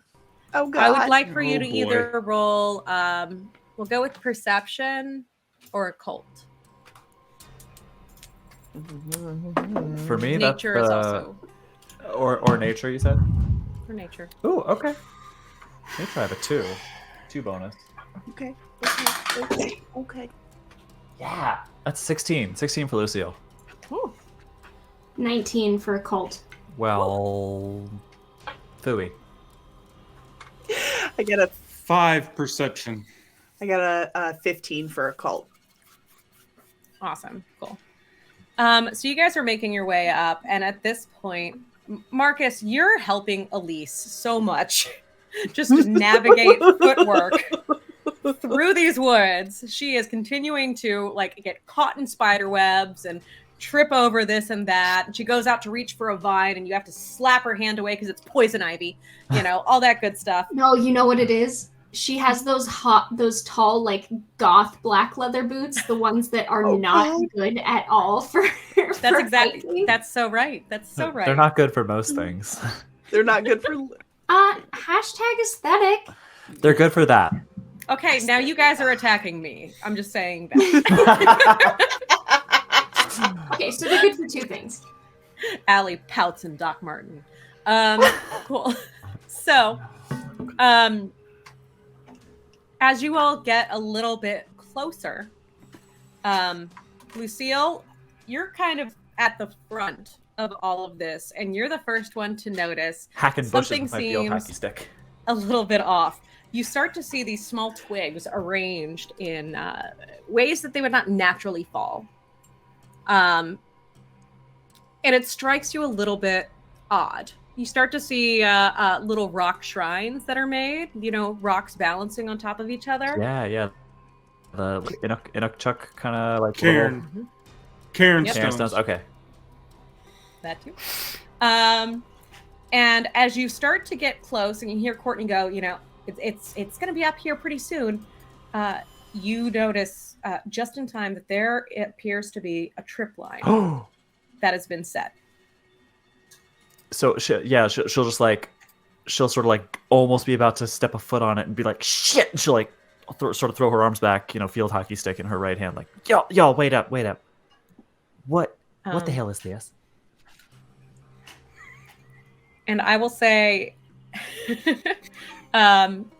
Courtney and Elise, you all now see these different things that are these different arrangements, and you know immediately that these have something to do with the occult, even if you can't place them. You start to see you notice medicine circles, you notice man-made runes that are just kind of dug into the ground.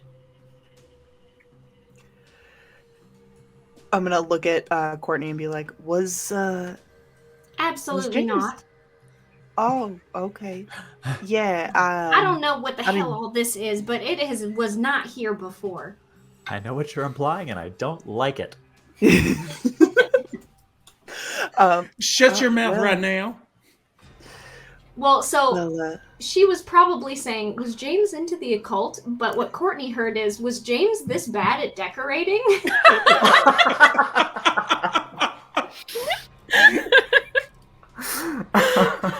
Oh, God.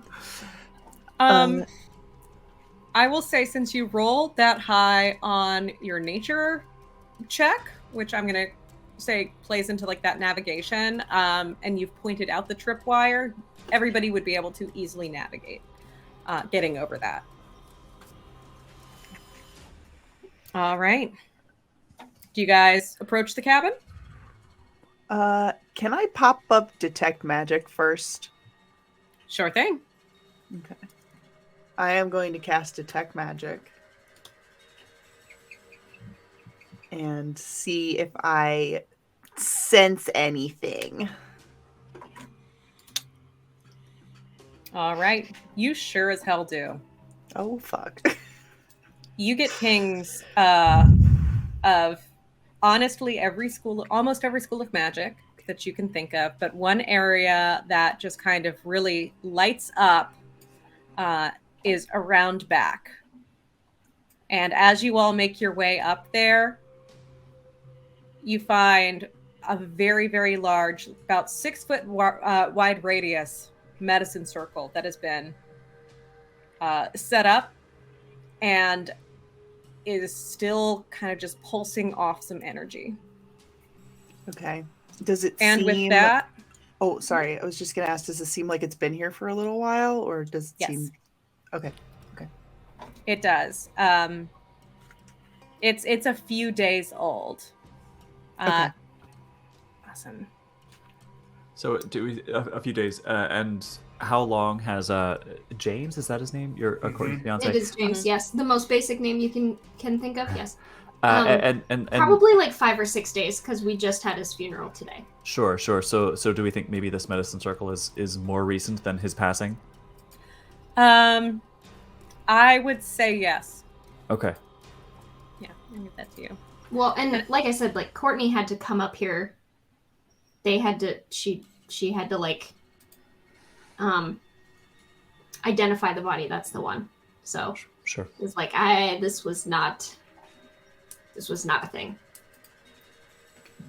Okay, neat. Fine. Cool. Awesome. Cool. And as you all make your way up to that medicine circle, you all take a look in, and then you hear bells ringing from the tripwire, as well as a snapping from the line. And that's where we're going to end it tonight. What?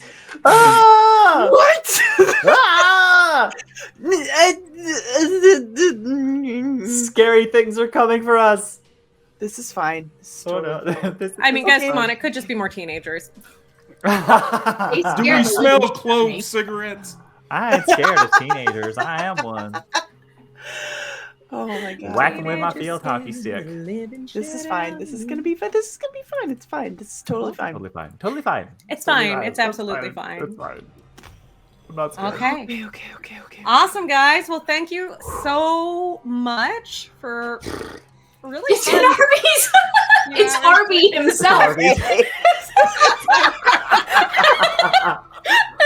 Arby has come for us. It's just a giant smokehouse brisket sandwich. In the shape of a hat. In the shape of a hat. Yes. Oh my god. That is. Oh my god. I can't. It's Arby himself. Now you have to create a Streamloots card that is an Arby's cryptid. Yeah. Oh, it's gonna happen, y'all. I have no It's doubt. gonna happen, and don't forget, you guys can keep playing Streamloots cards throughout the next week, especially the What's in the Woods.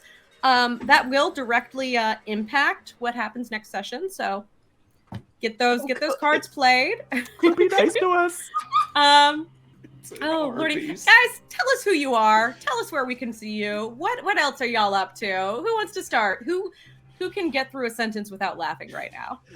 Let's start I'm with out. Scott, because he looks like he can't. My name is Scott Arby's Grubbs. No, wait. I'm involved over at the Random Encounters Guild. We play a ton of different games with a ton of different people. We try to keep it new and try new things all the time. We're currently working on a Torg campaign with Miss Jenna over here, and that's about it. Awesome. Plus one to that Random Encounters Guild. Actually, all of us on the stream right now are in it, I believe. Yes. But Allie and I play in some pretty regular games in the guild, and it's just absolutely a treat. And there's a ton of like text-based games which are kind of hard to find online. So if you're looking for those, this is the place. Absolutely. Jenna, tell us about you. Where can we find you? Hi, I'm Jenna. You can find me literally right here. I go absolutely nowhere else.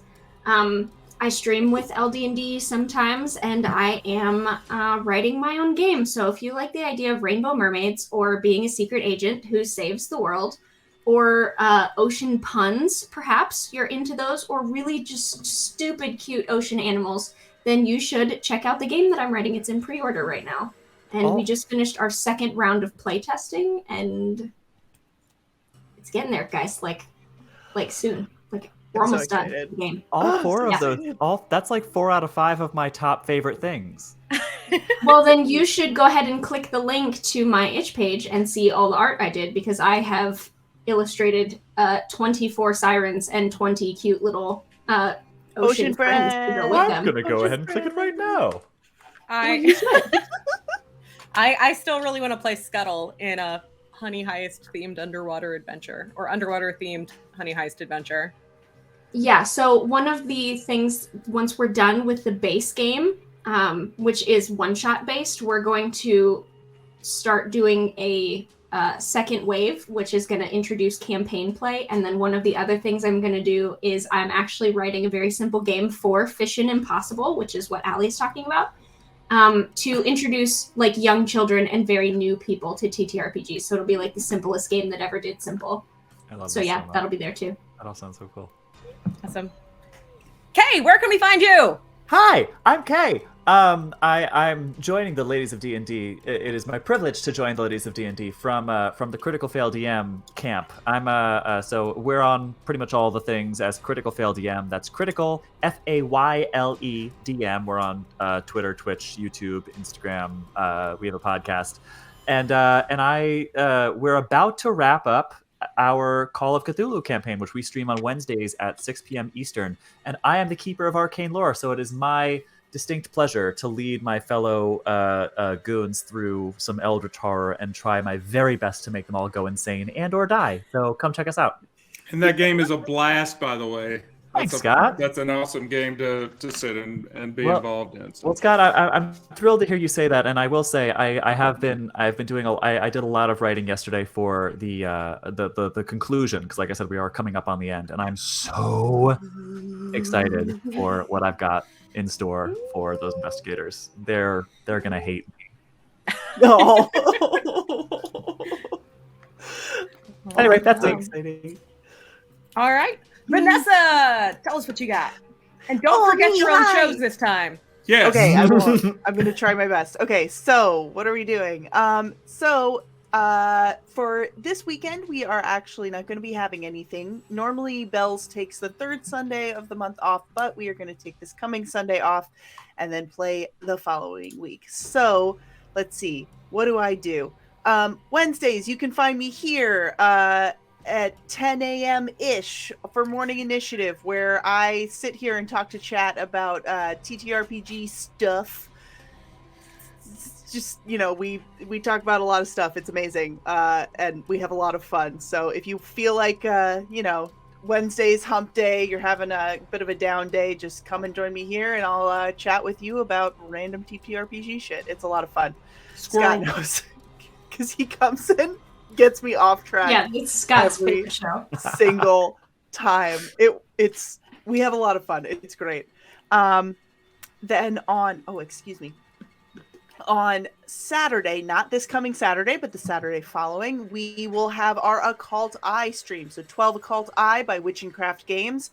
Amelia is our archwitch for that game, and she is one of the creators of the game, which is very exciting. So she's running the game for us. It is very cool, investigative type game where you all play witches and their demons that haunt them. So that is every other Saturday. So again, not this Saturday, but next Saturday, right here at 12 p.m. Eastern Standard Time.